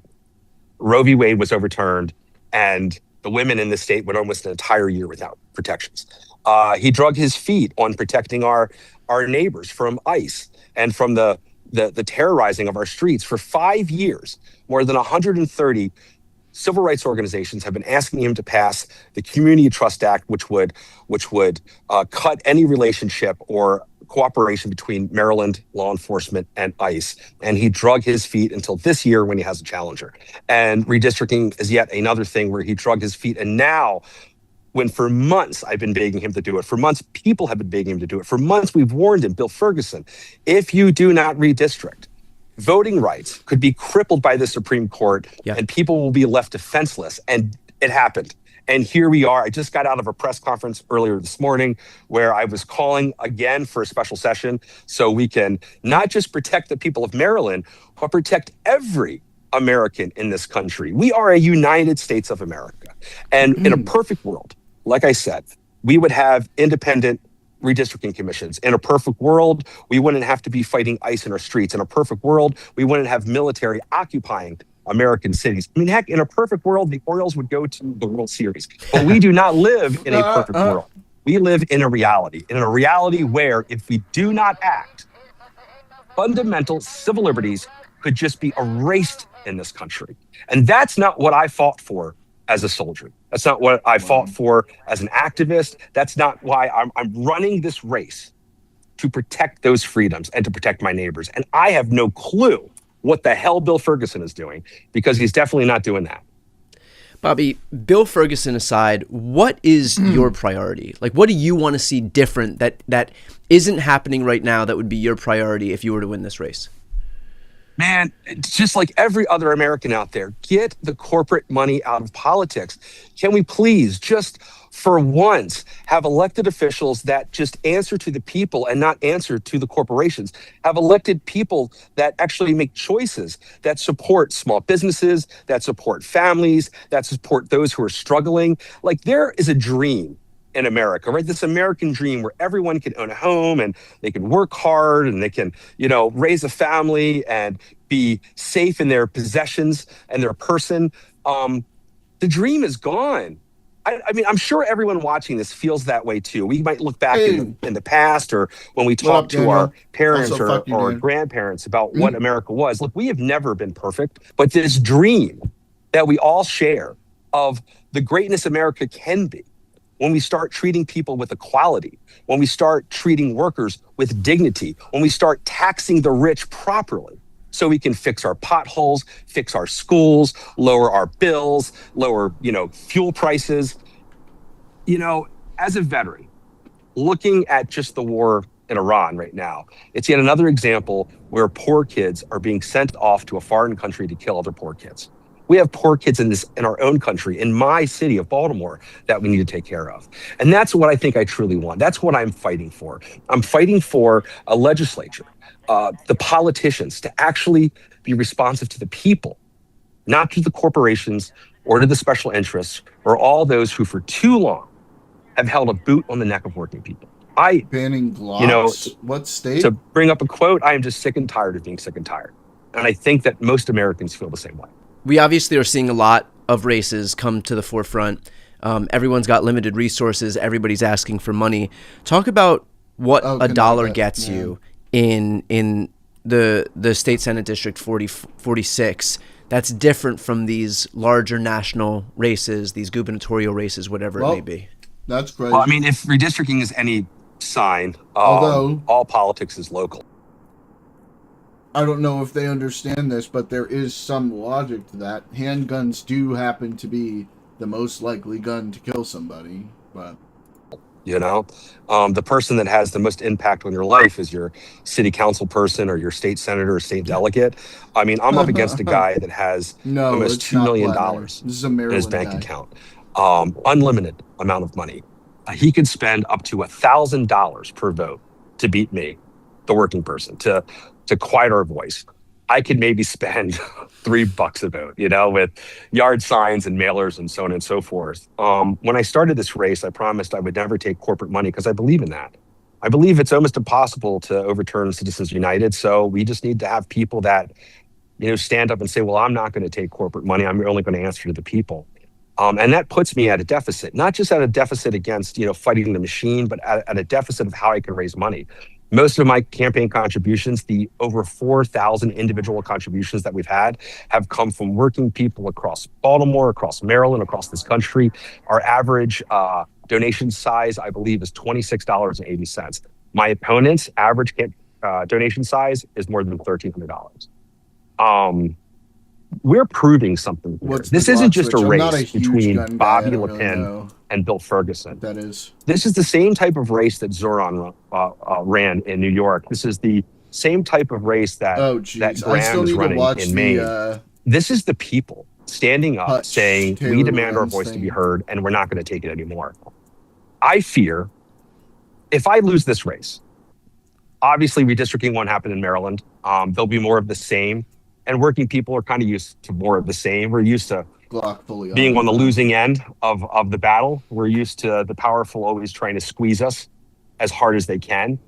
But if we win, which it looks like we have a real possibility of doing, it's the same movement that is happening all across America, where we're holding those in power accountable, and we hold those who are wealthy, who have been beating us down all the time. We're holding them accountable too, and we're going to make them pay up. I can't tell you how important it is just for this race that happens, because it sends a message not only to the people in Baltimore or the people in Maryland, but across this country. I mean, this has become a national race simply because of redistricting. Yeah. Because I'm going against the most powerful politician in Maryland for all of his sins and all of his faults. And you know, when people ask me, just real quick, what's the difference between you and Bill Ferguson? And I say, well, have you ever heard of Chuck Schumer? And they'll say, oh yeah, of course. I'm like, well, you know, he's Chuck Schumer and I'm Bernie Sanders. And that pretty much is the reality of the case. You know, I am a veteran, a former firefighter, a former school teacher, going door to door, thousands of doors I knocked on, all the community events, and I'm running against a guy that writes strongly worded letters to a dictator. Yeah. I mean, nothing is going to change if we don't change it ourselves. No one is coming to help us, but the good thing about that is that there's no one standing in our way. If we really want to prove that working people matter, if we really want to prove that our voice matters, we're going to win this race. And I'm hoping folks out there, if you believe it too, chip in some money, because obviously I'm going against a Goliath and I'm a David with a slingshot, and I need more rocks. Bobby, what website can people go to donate? MakeGoodChange.com. MakeGoodChange.com. Great. If 1,000 people on this, I mean, all the people that watch this, and this is not just, hey, I need money, I have a deadline. I'm telling you, this is real. We need to raise another $85,000 between now and 2 weeks. $85,000. And if everyone on here just goes and chips in $25, $27, whatever they can, we can win this, and we can show the powerful that their days are numbered. Well, look, I don't speak with many state legislative candidates just because of the sheer number of candidates who are running across the country. But Bobby, I believe deeply in your campaign. I believe in you as a candidate. Highly, highly, highly recommend for anybody looking to donate, to contribute to a campaign. I'm telling you, your dollar goes far in a state legislative race like this. And it will have a huge impact, because there is one person in a Democratic state that is standing in the way of redistricting. And that could be the difference between a Democratic Speaker of the House and Mike Johnson as Speaker of the House. So this race matters a ton. And so I'm going to put that link right here on the screen, and also in the post description if you're watching on video. If you're listening on the podcast, I'm going to throw it in the show notes. And And again, highly recommend that everybody who's watching right now contribute what they can to this campaign. Bobby, as always, best of luck in the campaign trail. Thanks for taking the time today. Hey, Brian, thank you. Thanks for all that you do. And to everyone out there, don't lose hope. Remember, we're in this together, and we can win. Hope for change. All right. Glad to be joined by so many amazing people. I see a whole bunch of VIPs here, and I'm just going to do this. It's been my pleasure to serve, but I want all of our former and current elected officials to stand up and be recognized. Stand on up.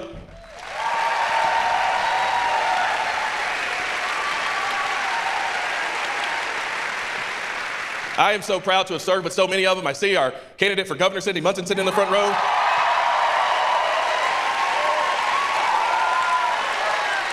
I think I see the chair of the state party, Aaron Brewer, sitting in the front row.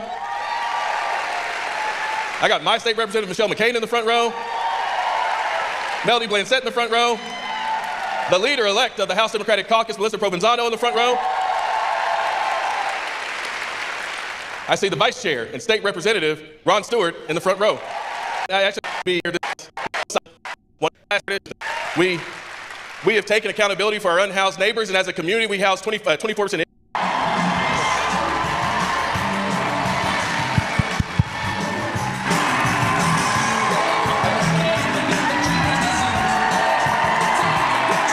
Thank you. Wow. Hey. Thank you. Oh my goodness. Thank you so much. Thank you. Gosh. Wow. Thank you. Thank you. Thanks so much. What a welcome. Thank you, Mayor Nichols. You have got a lot to be proud of in the city of Tulsa, and I'm so thankful that you invited me to be here to see it for myself. We've had a great day already, and I want to recognize and thank the great leaders who are here. Spent a little time earlier with Cindy Munson. Thank you for the leadership that you're providing and will provide here in the state. Representative Stewart, thank you for welcoming us to your district. To all of the elected leaders who are here, to the tribal leaders I had an opportunity to spend time with today, the community leaders we met with in Greenwood, for all of you to be spending your time this evening, because it is a beautiful day out there. And I'm humbled that you would want to spend it together, and I'm so glad we're going to have a chance to do that.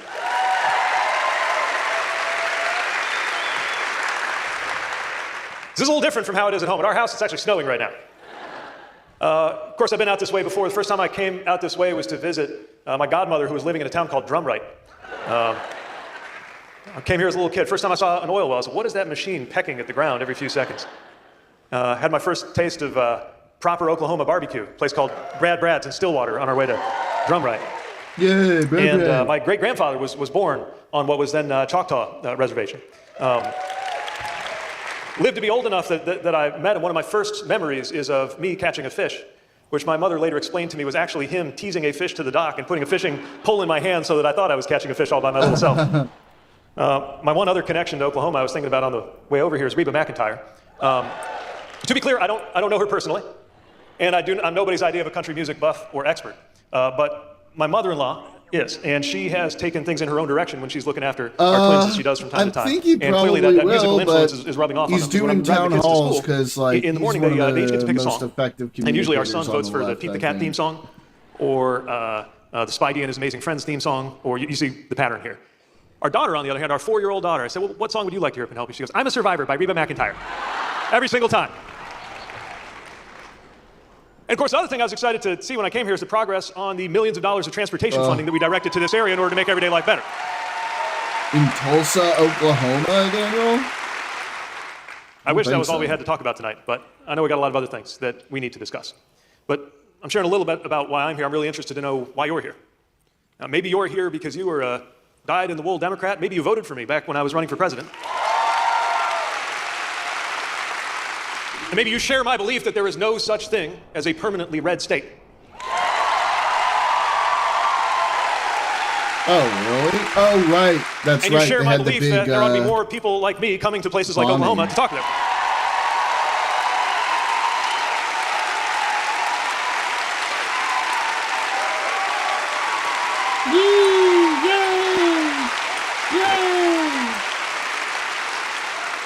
But maybe you're here for a very different set of reasons. Maybe you're here because you've never voted for a Democrat in your life, but you're looking around, asking yourself some questions based on what's going on in the world right now. And if that's why you're here, I'm very glad that you're here and thankful to be able to be in dialogue with you. Maybe you don't think of yourself as political at all. You don't think a whole lot about Democrats and Republicans, but you can't help but notice that gas is going through the roof, diesel's going through the roof. You can't help but notice that we were told a year and a half ago the prices were going to go down, and instead they are up compared to what they were a year and a half ago. Maybe, never mind left and right, you're just bothered by a sense of right and wrong.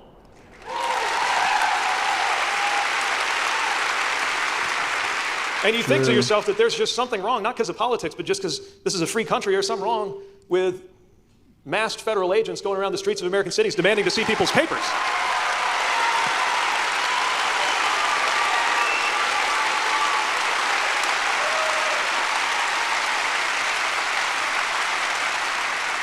Maybe you're here because you hate corruption, and that's not a Democrat or a Republican thing for you, but you can't help but notice that lately people seem more likely to get their way in this country if they're in a position to pay $1 million entry fee to a millionaires club owned by the President of the United States. So you think there's something wrong with that? Maybe you are Christian and grew up in a household where being Christian and being conservative was considered one and the same. And maybe you've come along for a lot of things that have gone in the last few years in our politics, but when you see the president insult your faith by depicting himself as the risen Lord healing somebody, you got something to say about that.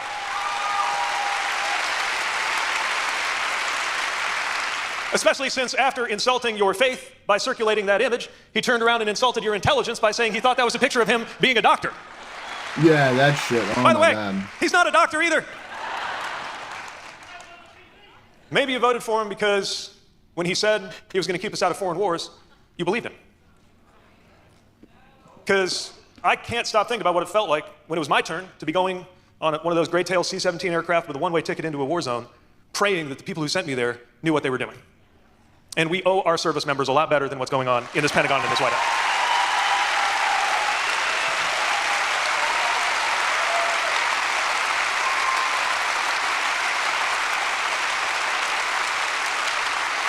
But I didn't just come here to talk about what's wrong, although to the extent you want to discuss that, that's part of why I'm looking forward to speaking with you, to understand what is pressing on you, on your heart, on your conscience, on your pocketbook. But also, I'm here because I think that there are a lot more people than you might be led to believe who actually have a pretty strong agreement about where we could be going. Not just what's wrong, but what's right. Not just what's going on right now, but what we are missing out on and what we could have if things were a little bit different in this country. Because you're not alone if you believe that healthcare is a right and that everybody ought to have access to it. I think so too. Then we ought to expand the Affordable Care Act. Expand Medicaid and not cut it. And by the way, you have a chance to say so at the ballot box in a few months.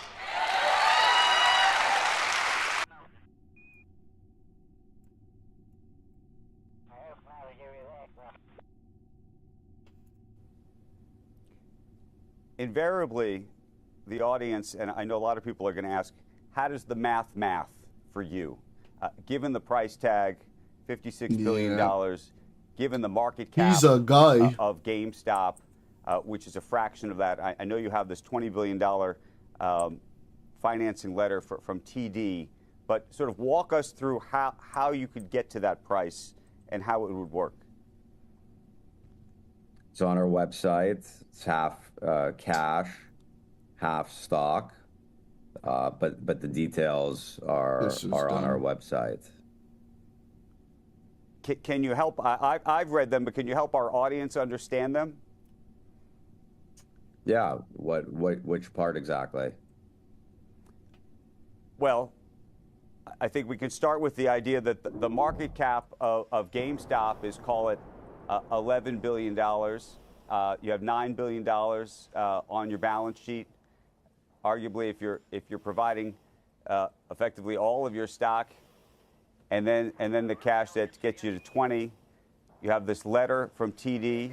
That's another 20.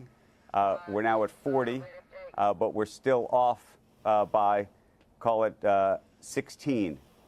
And the 20, as far as I understand, while it's considered a highly confident letter, meaning TD saying they're highly confident that they would provide the financing, it's not locked financing. There we go. Yeah, we'll see what happens. Wow, he's so charismatic. I hear you. I understand that. I'm just trying to understand where the rest of the money would come from. It's half cash, half stock. I hear you. I'm just saying that math doesn't get you to the price that you're offering. So, Right, and that's a pretty straightforward question. I don't get it. Like, where's the rest of the money coming from? Andrew laid it out pretty clearly. I don't understand your question. We're offering half cash, half stock, and we have the ability to issue stock in order to get the deal done. But the full details of the offer are on our website. But you're on our air. We thought we'd get. So, but I don't understand your question. So, Ryan, sorry, it's Melissa Liebeck at the. What the fuck, dude? How are these idiots able to hold these huge business positions? They have no fucking clue. You're not alone if you believe that one job ought to be enough in the United States of America. And you have a chance to say so on the ballot in a few weeks when that minimum wage proposal comes up.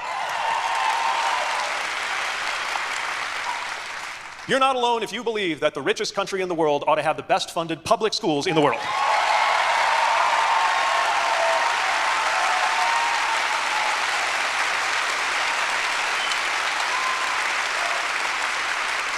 You're not alone if you believe in a fairer tax code, if it just doesn't make any sense to you when they say, we can't afford great schools and good roads and rural hospitals, while expecting us to tolerate billionaires and giant corporations paying lower taxes than the nurses who work in those hospitals, the workers building those roads, and the teachers teaching in those schools. We can do better than that. It doesn't have to be this way. You're not alone if you believe that in a freedom-loving country, you should never be mistreated because of who you are or who you love.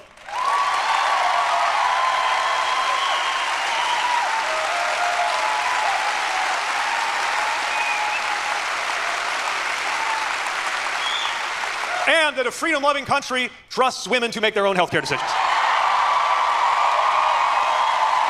Woo!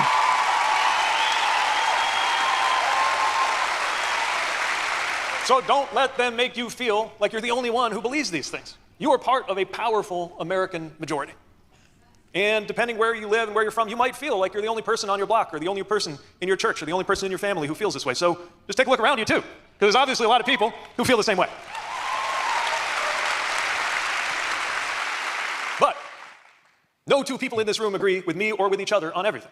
That's part of why I value this kind of conversation. Not on our phones, but in a room, together, offline, in 3D, as human beings. That's what I'm here for, and that's what I trust you're here for, and that's the conversation I'm looking forward to having with you this evening. So thanks for coming, and let's jump right into it. We got folks who are here, volunteers, have microphones. I will do my best to call on folks from every part of the room, and let's take this conversation wherever you see fit. Who's up first? Yes, sir. Sir, thank you. Sir is 20 years older than me, but I appreciate it dearly. I really do. I've yet to come up with or be given with an explanation of why the men and women that are in the Senate and members of the former Republican Party have not found the spine to stand against this president doing things that they absolutely know are illegal, immoral, and dangerous. What has he got on these people? I mean, I'm truly curious. Is it simply job security, or are those people truly behind the acts of that president? Well, the strongest argument for it being job security is that a lot of them seem to be reconnected with their conscience the moment they decide they're not running again. Have you noticed that? Then we have them starting to speak up. I'll say something else, though, and it's a tough thing to admit in a country like ours that believes in a rational process, but it is clear that some of them are afraid physically for their safety, as well as politically. But that's one of the reasons why it's so important to make clear that there's an American majority that believes in a different direction than what's going on right now. And I don't just mean some of the policy stuff I was talking about. I mean, even people who don't agree with me on taxes or on public education, for the most part, ought to be able to agree that this is a country that is defined by our democracy, however imperfect it is, on a constitution, on rights, and on the rule of law. I will say something else, though. We have a chance to do something about this. I can't help but notice that you can stiffen the spines of some of those Republican leaders by reminding them that one thing that's worse than being on the wrong side of this president is being on the wrong side of the people they serve. And I'll give you some examples. One example is the Epstein files, where he did everything he could to not have to release them. And a lot of Republicans in Congress were running cover for him until enough people spoke up and said, no, you can't do that, to where even they couldn't ignore it. I'll give you another example. We did a town hall, not so different from this one, in western Wisconsin, in the district of a member of Congress who wouldn't do a town hall. So we said, okay, you don't want to do a town hall with your constituents, we'll do one for you. And sure enough, as the RSVP list was building for that event, there was this big vote on the Affordable Care Act, and even though this member of Congress was no moderate, he miraculously became one of the few Republicans to defect and vote alongside Democrats to preserve those subsidies, those tax credits for the Affordable Care Act. I think partly because he felt that political pressure. I'll give you a third example. State of Indiana. The state legislature of Indiana, which is about as leftist as the state legislature of Oklahoma, supermajority, came under direct personal pressure from the president and the vice president. The vice president even traveled out to pressure them to gerrymander the state to where not a single Democrat could be elected. 9-0 was the map they wanted. The president of the United States was making phone calls. And these legislators, who are very conservative, realized they didn't want to do that deep down. But that's the scenario we're talking about. A lot of times they don't want to do something deep down, but they do it anyway because they think they have to. So a lot of people stood up in Indiana and decided that a few shows of public presence might reunite them with their conscience, including an event in the State House where we had hundreds of people all the way up to the rafters. And again, we weren't fooling anybody that this state was suddenly Democratic. It wasn't about Democrat and Republican. It was about right and wrong. It was about cheating versus not cheating. And sure enough, when the vote came, about half of the Republican caucus stood together with the Democratic caucus and said, we're not going to let you do that. All of which is to say, you don't have to wait till Election Day to have an effect on the behavior of these elected officials. But of course, Election Day is your best chance to replace them with ones who have a little more courage. All right. Yes, ma'am. If you hang in there for a second, a microphone will come to you. Hi, I'm a teacher in Oklahoma, and I want to know how you feel about a flat tax. As a teacher, I pay more in taxes than CEOs and billionaires, and every year I owe, and then I'm in debt all year paying it off. So how do you feel about a flat tax? Well, first of all, thank you for being a teacher. Yay! I married a teacher.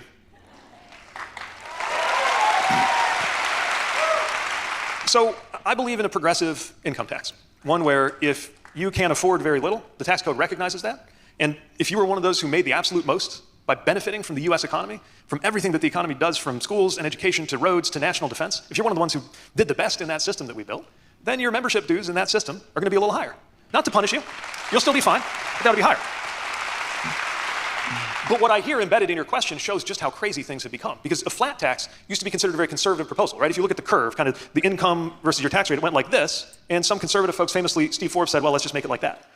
Part of why a flat tax can sound like an improvement is right now, it's more like that. In other words, right now, not only do we not have the very wealthiest paying more, they're actually paying less in percentage terms than you are. That's nuts. So I guess where I would agree is that we should flatten it up to where, at the very least, that curve is headed in the right direction. But I do think, rather than it just being outright the same rate no matter what, I think it's fair game for those who have done the absolute best out of the way things work in this country to contribute a little bit more to make sure that's possible for everybody else and to keep their own good fortune in that system that serves them so well. Let's come over this way. Yes, ma'am.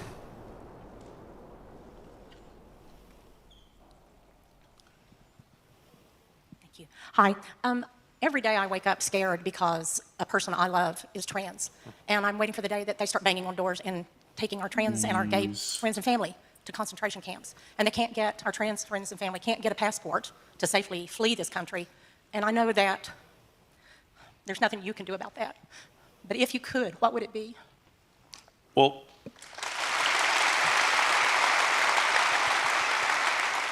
first of all, it's horrible that you have to even think about that kind of fear for somebody you care about. And it's horrible that so many Americans live in that kind of fear for themselves and for those they love. And it shouldn't be that way, and it doesn't have to be that way.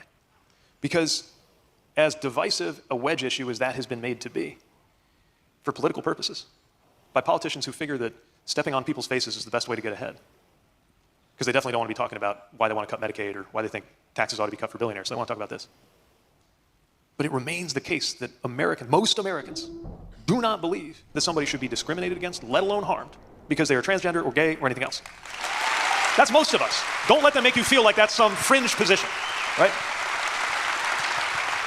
And I worry about what's going to happen to folks. I mean, it's already happened as the official policy of this country, you know, that people who, soldiers and airmen and Marines and sailors who were doing a good job, lost their job for reasons that had nothing to do with their job performance.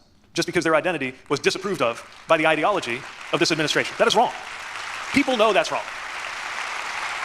So, of course, what we need is political leadership that is against discrimination. But I don't want you to feel like there's nothing you can do.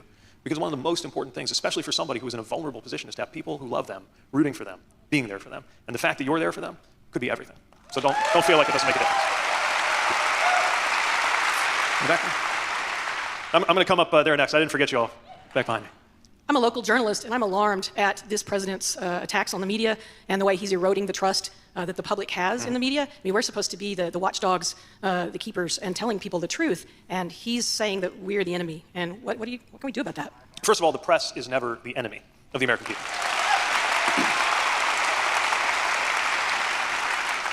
Look, when you're an elected official, you sometimes get coverage you don't like. Sometimes you're mad. I have been, for sure. But I'll tell you something else. Whether it was the South Bend Tribune when I was the mayor of South Bend or the New York Times when I was Secretary of Transportation, if there was ever a case where something was printed in a journalistic outlet, in an actual newspaper on TV, that was wrong, that was mistaken, we could get it changed. Because as a journalist, you follow ethical standards. And so I could call the editor and say, look, this is incorrect and I can prove it, and they would retract it. That's not the dynamic right now between the administration and the press. There's an example of it every day. I'll give you the latest. You may have seen a story about how the director of the FBI, the person in charge of making sure you and your family are safe from criminals, predators, and terrorists, may be diminished in his job by drinking too much and by not showing up to work at certain key times. And they sent 19 questions to his office, detailed questions, and instead of answering them, they just attacked him and now they're threatening to sue. Mm-hmm. So there's none of this kind of, that's not a fact, and I can show that that's not a fact. It's just like, fucking no, it isn't. cash, fucking Which is, of course, the logic of the internet. That somebody says something's true and somebody else says it isn't, and then you're supposed to say, well, I guess we'll never know. In this world where some dude on the internet has as much reach and as much authority as a professional journalist who has to follow ethical and journalistic standards. That's a real concern.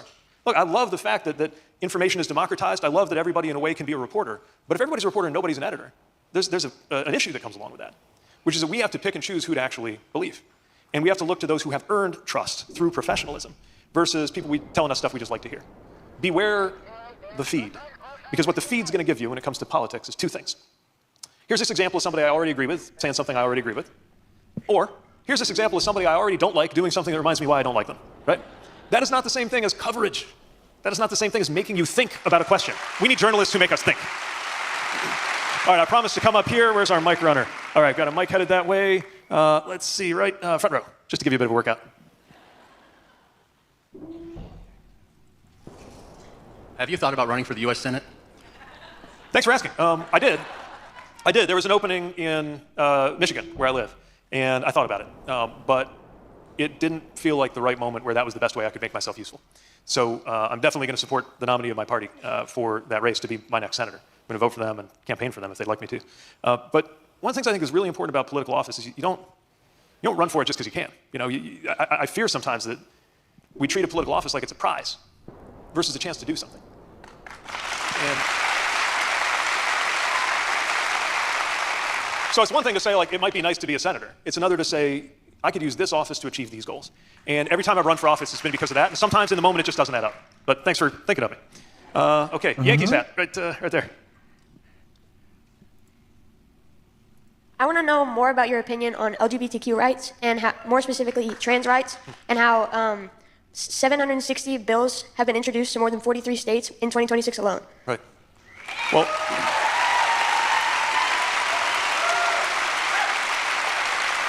first of all, thanks for coming tonight. I was not nearly, at your age, I was not nearly as dialed in as you seem to be on the world around you in politics, so good on you for coming.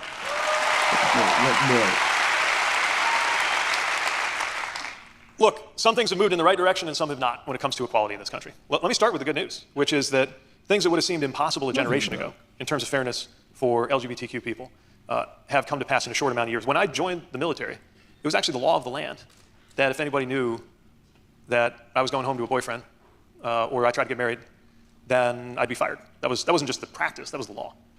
When I ran for mayor in Indiana, had I been out, I think it would have been considered crazy that I would have run for office. And by the way, a lot of people thought it was crazy when I ran for president. And yet, not only did I win the Iowa caucuses, the first nominating contest of the race for president, but one thing that's important to me is that that happened by drawing a lot of independents and some Republicans into the process. Because it turns out, whatever assumptions they were raised with, they were less interested in my family than they were in their own family and what kind of job I was going to be able to do for them. And so as somebody who started out thinking that something about me might be the end of my career, it was just a few years later that the Vice President of the United States was swearing me in with a ring on my finger and my husband right next to me.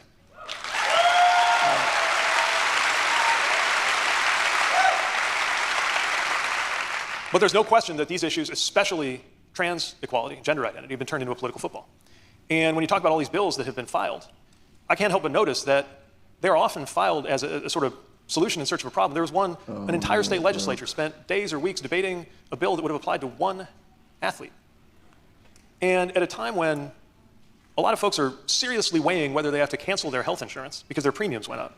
And it's the same as a mortgage payment for them. At a moment when our nation is at war with no plan to get out. I just wish there were like some Republicans and some MAGA people want us to be focused on a particular issue like this. And I understand it can be complicated. Because he does so well with some related issues that can be complicated. And people have different views and feel strongly about it. Okay. But the obsession with these culture wars that is coming from the right makes me think there's something they don't want us talking about. And we got to make sure that they don't succeed in that political agenda. Thanks for your question. Oh, yeah. All right, back out this way. Yes, ma'am. Hell yeah.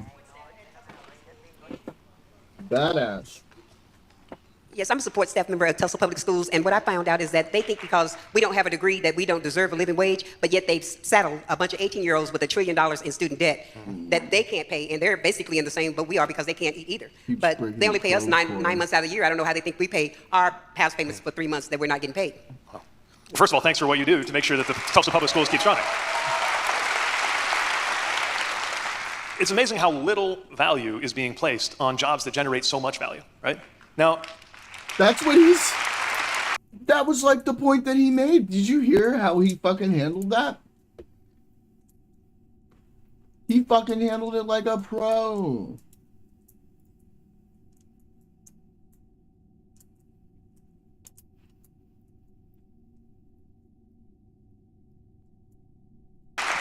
It's not the kind of value that can immediately be pocketed by a shareholder. It's not showing up on Wall Street returns. Actually, in a way it is, because of course if we don't have a Yeah, he was like, look, these things are really important and we got to care about them and protect people and everything. But the obsession with the right with culture wars is crazy, and it makes me think they're doing it to get us to not talk about other things, which is exactly the fucking point and exactly the thing that we need to be saying.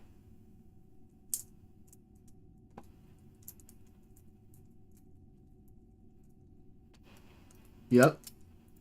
Educated country, there's no way our industries will succeed. But you're not getting the credit for that. Right. Right. Absolutely. Look, they just decided they were going to propose a defense budget, and as a veteran I care a lot about defense, but they just said they were going to add another $500 billion or so to it for these endless wars.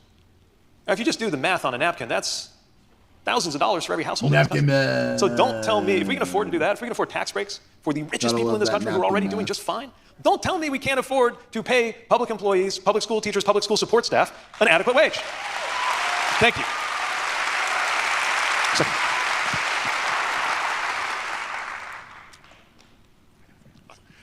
First of all, thank you. I think over the last year and a half, we've seen all the damage that has been caused. I think we knew that it was going to be bad, but I don't think I ever imagined that it was going to be this bad. So when we get the majority again, what does rebuilding everything look like? Not only with our allies in the country, amongst each other, things like that. Thank you. I think that's the question. Because we'll start by just picturing that day. Right? Picture the day when the current president, for the first time that the sun comes up over Tulsa, and the current president has left the political scene, right? Definitely something to look forward to. But then what? Then what?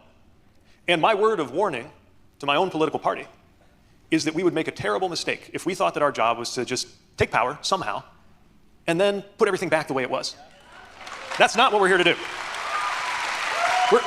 We're not out to go around and just find all the little bits and pieces of everything that they smashed and tape it together and say, here you go, I give you the world as it looked in 2023. That's not going to work. It's not what we need. So much has changed. And the truth is, they are destroying things right and left. They're destroying a lot of good, important things. They're destroying some useless things too, because they're destroying everything. So now we get a chance to put things together on different terms. I'm thinking of some examples. The Department of Education. Wiping out the Department of Education is criminally wrong. Okay? But That doesn't mean the Department of Education, the way it used to look, is exactly perfect. And so we can build it on new and different terms. I could say the same about international institutions. USAID, again, criminally wrong to destroy it. You got some folks who believe in that mission. In fact, of all of the thousands and thousands of lies that have been told by this administration, I actually think to this day, one of the darkest was when our Secretary of State, Marco Rubio, lied to Congress when he said that nobody had died as a consequence of those cuts. And we know that that's a lie because thanks to good journalism, we actually know the names of some of the people who lost their lives because of those cuts. But if you talk to people who worked in international development, a lot of them wish things were very different. And so we could put together a new and different form of USAID. My point is, if all of those social and economic and political systems that we've been living with our whole lives were working just fine, we wouldn't be here. All of that is what led to all of this. So, you know, I believe in the values of the party that I'm part of for a reason, but we've got to be honest here. Okay, under administrations of both political parties the last 40 or 50 years, inequality has exploded to levels we haven't seen since the Gilded Age. The debt has risen. Now, a lot of it's because of Republican tax cuts for the rich, but that's not the only reason. The debt has risen to levels that even the left can't ignore it anymore. There's a lot of things that need to change. And it's not just changing them back to what we were doing a few years ago. But that's exactly why I'm here. That's what I was talking about before. It's not just what we're against, it's what we're building together. Because we can build a politics and a government that is rooted in a better everyday life, which is why we have government. Everything starts to look different, and I think we can do that. I want to come up this way because I haven't gone to this section yet. It's a little harder to see. All right, it looks like we got a fan favorite right in the middle there. Hello? Okay, thank you. You mentioned USAID, and I wanted to follow up on that. Yeah. What role should the U.S. play in global health leadership, and how do we get the diseases that have been killing so many people, like tuberculosis, HIV/AIDS? How do we restore that funding? Like, what do we actually do? Yeah. Well, we need to step up and recognize America's leadership role. And look, it's going to take a generation to earn trust around the world after what just happened. And I'm not saying that as a bleeding heart liberal. I'm saying that as somebody who's concerned about American leadership and security. This is the first time that there are some bodies of research that suggest that the world is beginning to trust China more than it does the United States. That should be very disturbing to you, whether you're left, right, or center in this country. But it's also very easy to see how that happened, right? Especially the behavior of this administration in this term. So part of how you earn trust, as a country, just like as a person, is to consistently do good and important things. And by the way, things that are worth doing anyway. Whether you believe in American strategic interests through foreign aid, or whether you believe in God, there's about 50 overlapping reasons to make sure that no child dies of HIV/AIDS, or tuberculosis, or malaria if we can help it. Hell yeah. Demon. Fucking love Pete. Also, you know, the defining generational event for my generation, America needs I was about 19 years old when but it happened, was 9/11. I think for a newer generation, kind of a defining thing that happened was COVID. They won't. What they both won't of those do very it. different disasters have in common is they demonstrated that in this country, even in this country, a chain of events that starts thousands of miles away can change everything and cause enormous harm right here. And it's why, while I firmly believe that we got to make sure that we take care of our own neighborhood first and foremost, we've also got to make sure we play a role in dealing with things around the world before they become an even bigger problem, especially knowing that sooner or later that'll haunt us right here at home. That's one of the reasons why global public health is something that is in the American interest, as well as being the right thing to do. See a hand up there. I'm giving our mic runners a workout, but she's coming to you. Hello. First, thank you for your service. As a former member of the United States Marine Corps and as a student currently going for his IT degree, it's really an honor to meet you. My question is, we have seen in the past few years, and we've seen it over and over again through history, that absolute power corrupts absolutely. How do we actually turn the tables back on one house, one presidency, having so much power and taking everything away from us without burning it all down? Yeah. Well, first of all, thanks for your service.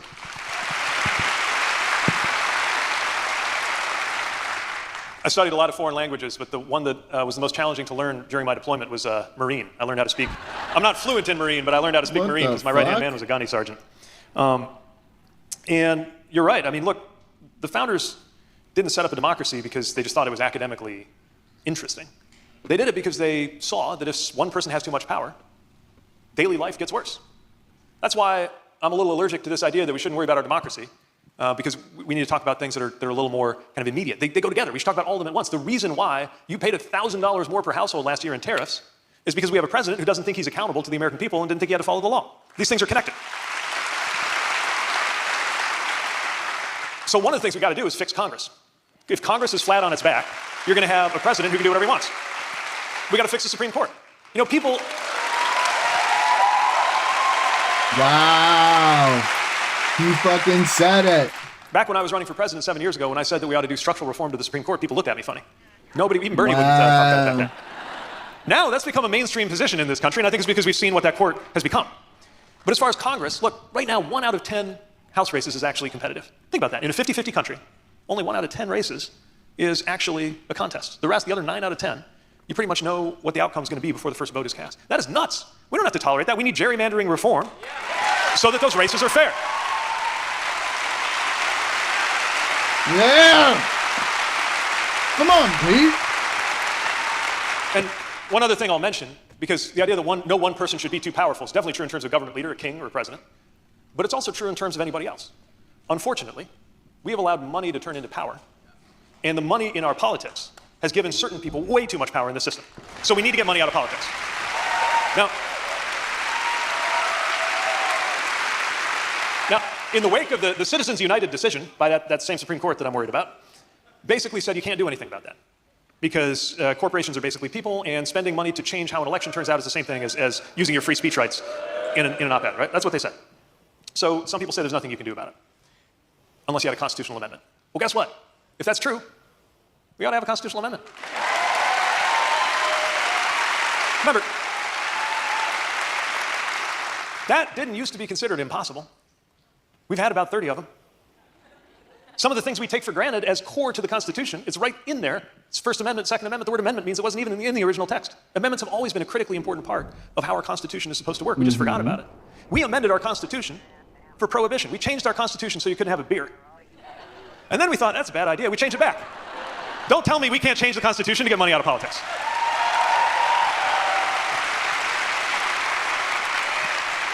All right, right there.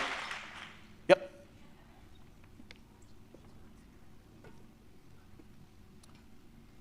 I know I'm giving our mic runners a workout. I swear I'm not doing this to mess with you. Hey, it's an honor to meet you, sir. I have a meat and potato question. I'm 65, where everyone's complaining about Social Security and it running out. And honestly, no one's talking about it. It's not even mentioned. I was hoping it was going to be mentioned sooner in this group. The fact is, the way we're going to end up reducing benefits. And it's not become a priority. What would you do? If I could get you elected president tomorrow, what would we do to fix that? Well, thanks for raising that. I mean, it's part of the basic social contract in this country. And I think it's probably a mistake that somewhere along the line, these Social Security and Medicare came to be called entitlements. I met somebody when I was campaigning a few years ago. He said, I call them paid endowments because I paid into them my whole life. This is insurance. You paid for it. But we haven't adequately funded it. So what I would do is I would close certain tax loopholes that allow some of the wealthiest people to not have to pay the same rate on it, on average, as you do on your wages getting up to that. That would go a long way toward dealing with that problem. Whoa, all right. I'm going to give the mic runner a beat to get to you, and unless I see some sprinting going on. Oh, okay, all right, there we go. Hi, Pete. Okay. Evening. Question. What is your advice? We all live in Oklahoma, or a lot of us do. Lots of people that are on the other side. What's your advice to engage them when we seem to be in such echo chambers and are so divided? Yeah, such a great question. Step one, I think, try to do it offline as much as possible. Doing it behind it. You don't even know who you're arguing with online. You know, their avatar is like a cartoon dog or something. You're like, why am I arguing with this person? But there's real people we actually know and care about, right? Who we're not in the same place politically. And the very stuff of politics, to me, is that effort at persuasion, that encounter. And if you go into that encounter with an open heart, you do it knowing that you might have some of your own values and views challenged, and that's okay. We're supposed to have to think about it a little bit. And that's why I developed this very unexpected specialty of going to places like Fox News and other conservative outlets. Because how can I blame somebody for not embracing my point of view if they've literally never even heard it, right? So I think I have a responsibility to get across those bubbles. And you don't have to be invited to go on television in order to be able to do a version of that. And I'll tell you, when I do it, I always imagine that I'm talking to people like people I grew up with, who I disagree with, and also actually like, which I think is really important too, because we've been made to feel like we just ought to be like snarling at each other and hating each other even, as fellow Americans. And I think there are so many people who maybe have a different worldview than we do, but just like us, they're tired of the sense that politics is just punching you in the face every time you look at your phone or turn on the TV. Folks want out of that too. I think it helps to ask questions. And not just rhetorical questions, really ask people what they care about. Find out the things that we do, in fact, have some measure of agreement on. To never give up on each other. To appeal to things that we all share. And for some people, that's a sense of place, a connectedness to a place like Tulsa, and wanting to see Tulsa do well. That's how I engaged with people who I disagreed with fiercely when I was mayor, but we all cared about the city and we wanted it to do better. For some people, I think it means talking about values, talking about faith, insisting that God does not belong to a political party in the United States of America.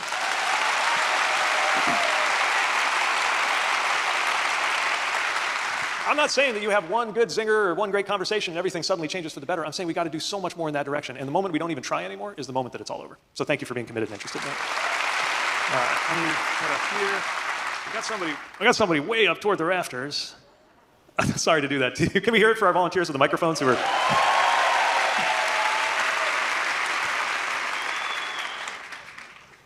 All right. Hi. How do we combat the indoctrination of Turning Point USA on our campuses? And how do we encourage our far-right family, friends, to encourage their own children that they have a choice? Well, one of the number one reasons I'd be worried living in a state with education ranked 50th out of 50 is that if people aren't ready to think for themselves, we're going to have a problem because we're not just educating people to be workers, we're educating people to be citizens and to think. So part of it's investing in our education system. Part of it, I think, is outreach. Look, I'll give, as a tactical matter, I'll give the Turning Point folks a lot of strategic credit for going to a lot of different places. Again, to them, going to these college campuses is kind of the equivalent in their minds of the way I feel when I go on Fox News. The difference is when I go on Fox News, I'm telling the truth. But but that idea of going everywhere is something we got to do too. This idea developed a long time ago that the universities kind of served the left. And so they're going to have these think tanks and organizations and corporate-funded efforts to kind of counterbalance that and serve the right. But right now, it's not really working the same way that it used to in terms of where the left gets its ideas. Actually, I think this is a real problem for anybody left of center in this country. All the more important then to cultivate independent thinking. And I think one of the reasons why institutions like universities and museums and national parks and late-night television comedy and journalism have come under attack is not because they are liberal, it's because they are independent. And we need to defend the independence of these institutions and their ability to think for themselves. Let's head in this kind of general direction. Yes, ma'am. Hi, sir. We're so glad that you're here in Oklahoma. My name is Rosie Lynch, and I am a proud rural road dirt Democrat living in Okmulgee, Oklahoma. My question to you, sir, is thank you for coming, but I hope this meeting tonight, it's encouraged me and my friends, but I hope it encourages the DNC and the party that Oklahoma is not a flyover state. And, heck yeah, and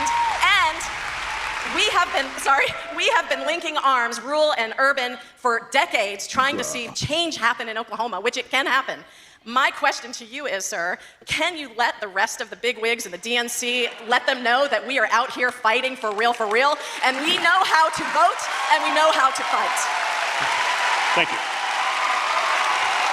Some pretty good evidence for that right here, isn't there?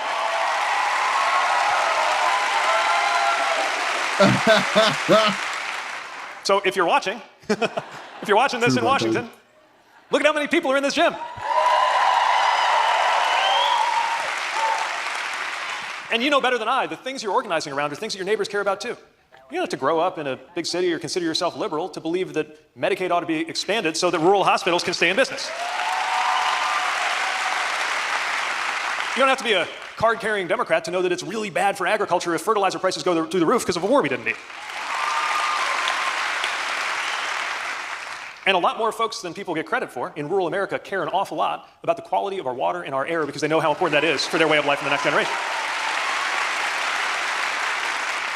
Look, I know how it feels to be passed over. I grew up in northern Indiana in a place where nobody ever put it to me in this many words, but I took on board this idea, this message that if you want to make something of yourself, you had to get out. It's the same thing a lot of people in rural communities and lower income communities and industrial communities hear all the time. And so that's what I thought I had to do. That's what I did. And it was the moment that I got to the East Coast to go to college and had one well-meaning friend confess that she could just never quite remember whether I was from Idaho or Iowa or Indiana. Then I began to realize I was from somewhere. I began to feel Midwestern in a way that I hadn't quite understood growing up. And then as I got involved in national politics, one of the reasons I ran for chair of the DNC was I saw that the party just didn't seem to be paying attention to small communities, local leaders, or so-called red states. But if you send people the message that you don't believe that their vote is worth it, this is what you're going to get. So much of politics is what people think you think of them, right? And what message is the party sending if it's ignoring so many Americans in a part of the country that has so much to lose from current policies and so much to gain if we actually have a fair tax code and good money for public schools and good health care that is fully funded and all the other things we want to do. Now, one last thing I'll mention, again, not to get all academic with you, but one thing that would make a huge difference is if we selected our president by letting the person who got the most votes actually take the office instead of the National Electoral College. Oh, yeah. It would be a really good idea. Because then any Democrat wanting to be president would have to campaign in Oklahoma. By the way, any Republican would have to campaign in Brooklyn. That would be good for our democracy. All right, I'm sending one up this way next, so get ready. Yes, ma'am. Hi, as a public library employee, I'm a children's librarian, love it. I'm worried about AI and the effect that it's having on learning, but also the effect on the environment, because it takes like 10,000 gallons of water just to generate one photo. And just seeing like videos and even what the president is posting, and it's really hard now to tell what is AI and what is real. Yeah. And just how do we combat this? There's so much there. First of all, thanks for what you do as a librarian, working in a library. Yay. We just took our kids to the library to get their library card, and it was so cool. We had such a good time there. They had a fish tank, so we looked at the fish for a minute. Then we got onto the books, and you know, it's a little overwhelming when you're 4 and you got thousands of books around. And so, of course, we went to the librarian at the desk and asked her for advice. Had our kiddos tell her what they cared about, which is really fun. Our little guy, he's parents might know this PBS kids show, Wild Kratts. You know this show? Yeah. So every few hours, well, that's our son the just comes at us thing. with an That's animal what fact. everybody thinks now. Just out of nowhere. You just put him to bed. You think he's almost asleep, and suddenly, owls are a mouse's biggest predator. Yeah. And anyway, we had this wonderful conversation about their emerging interests and picked out some books for them, and it was such a great moment, but also such an important hub of community. I think actually part of the answer to your question has to do with institutions like libraries, as well as schools, as well as the press, because the truth is, it is going to be harder for the naked eye to tell what's real and what's not.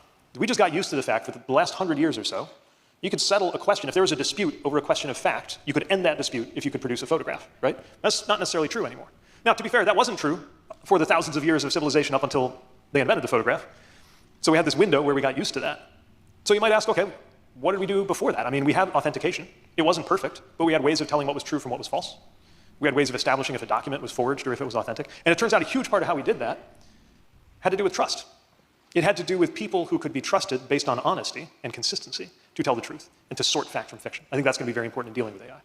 I think another thing that's important is what you raised about the environmental impacts. And just as a starter, among the principles we need to lay out as AI develops in this country, is that if your data operations are going to increase power needs, you need to be responsible for covering the cost of those power needs and generating power in an environmental responsible way and handling water in an environmental responsible way. The one other thing I want to say about this, because this I think is going to be one of the biggest issues that policymakers have to contend with, and yet we're seeing this very shallow approach to it. I mean, the White House is basically saying do whatever, we don't care. Unless you're an AI company that doesn't want your technology to be used for mass surveillance of American citizens, in which case we're going to come after you. That's their policy. But what we really need is an adult policy that recognizes what this could be doing to our economy very, very soon, and respond to it by giving the American people a share of the value that is being created. Because artificial intelligence will cause one of the following two things to happen. Either we will get a shorter work week and more money in your pocket, which is what I would love to see, or we will have even more extreme concentrations of wealth and power than we've already had in this country. Question. Which one we get is not a question about the technology. It's a question about policy. It's actually a question about power. And it's a question of who we put in charge to manage the way these things work and to regulate them where appropriate. Okay. Oh, wow. There's lots of folks up here. Okay. All right. I see in the way, baseball hat. Yep, I got you. We have time for one more question. Let's do two more. Hi, I'm an immigration attorney and I represent members of our, thank you. I represent members of our community trying to reach their American dream. And for decades, there's been no changes in immigration laws, but yet this administration has brought chaos in the enforcement with ICE and in the immigration courts and with U.S. Citizenship and Immigration Services. And there is a solution that's needed. And so I was wondering if you have any tangible, specific thoughts of what we can do, because there is some legitimate concerns about keeping our country safe and making sure we have, certain individuals, given a right to be here, and certain maybe not. But what are your thoughts? Yeah. Look, I think this is another example of something where Washington is completely incapable of delivering a solution. Wait a minute. Even though there's actually a pretty good consensus, at least a 2/3 majority, around the basic outlines of what has to happen next. I mean, it shows you just how broken the system is. The basic things that need to happen, that most people can agree on, is we need to have a secure border, naturally. We need to have laws that are followed. We also need to make it possible to immigrate to this country without being tied up in a million miles of red tape.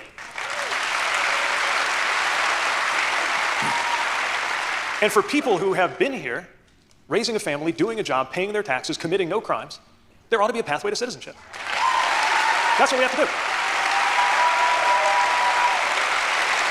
So we know what has to happen.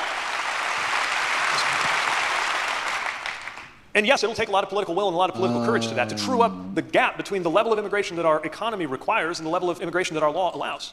See, everybody tries to sound good by saying, well, I'm for legal and against illegal immigration, which is how most of us feel. But the reality is, the policies in Washington right now have made legal immigration almost impossible, and have made none of the distinctions they promised they would make between dangerous people who, of course, need to be out, and everybody else who's just trying to get through life. We know we can do better than that. All right. Sounds like we are getting low on. Yes, ma'am. Okay. I want to know what you think about people who think it's going to take violence to get rid of what we've got going on.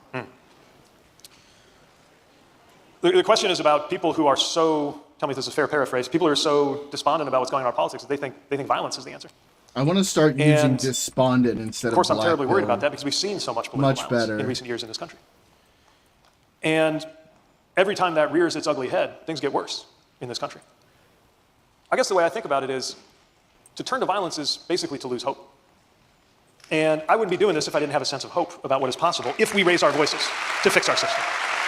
Man.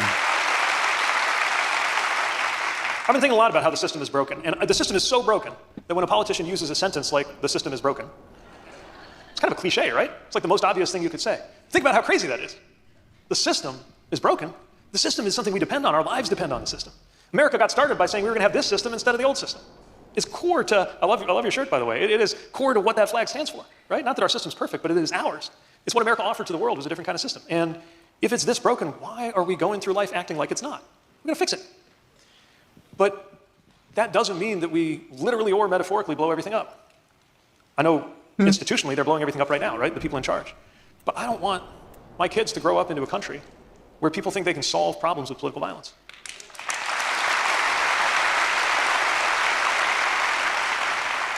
I was reflecting on it here in Tulsa because this morning I visited Vernon AME, where people took refuge in that basement for 3 days. You can see where the columns are burned from the heat and the force, the bombs that were unleashed against innocent people in the basement of that church. And this is a city where Dr. Crutcher and many of the people that she gathered this morning, we were talking about it together. This is a city that has been working so hard to come to terms with one of the darkest things imaginable that's part of its past. And what I admire is there's not some attempt to just sweep it under the rug. Because you got to be conscious of what happened and respond to it. And justice is still waiting to be served. And it's not disparaging America or disparaging Tulsa, the way that this administration sometimes calls it when we try to talk about the history of this country. It's not disparaging America to talk about what happened. It's being honest. And a country, just like a person, just like a city, can only grow if it's honest.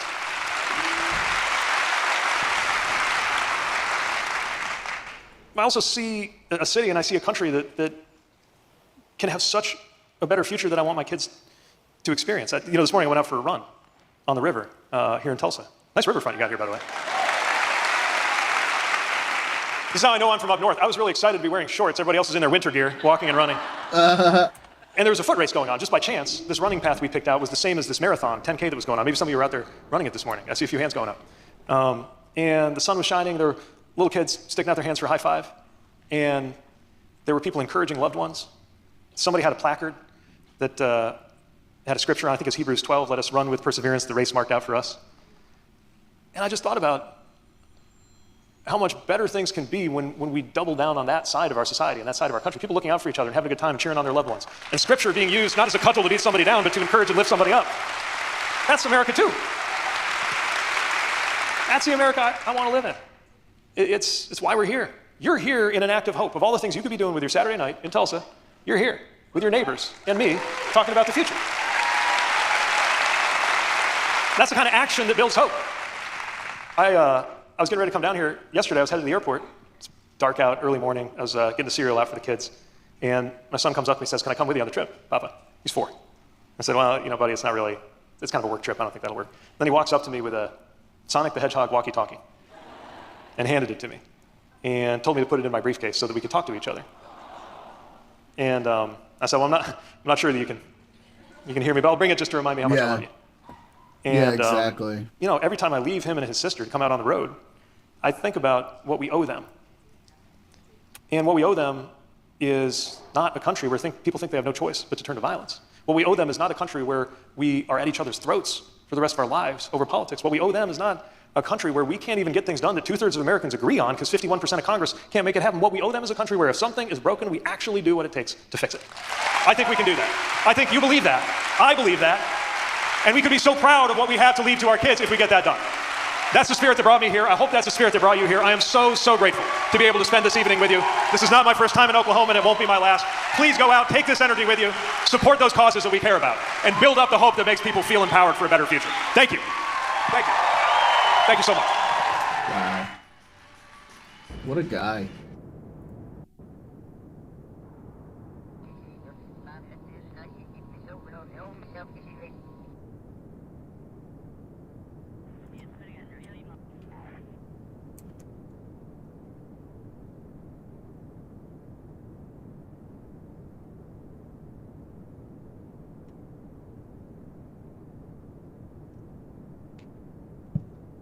Rush to work on that.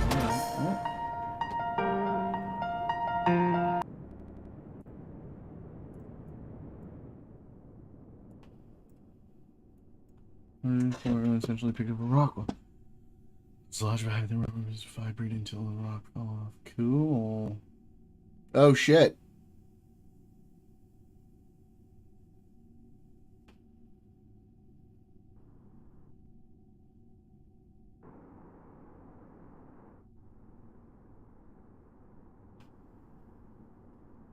Wow. Curiosity still killing it.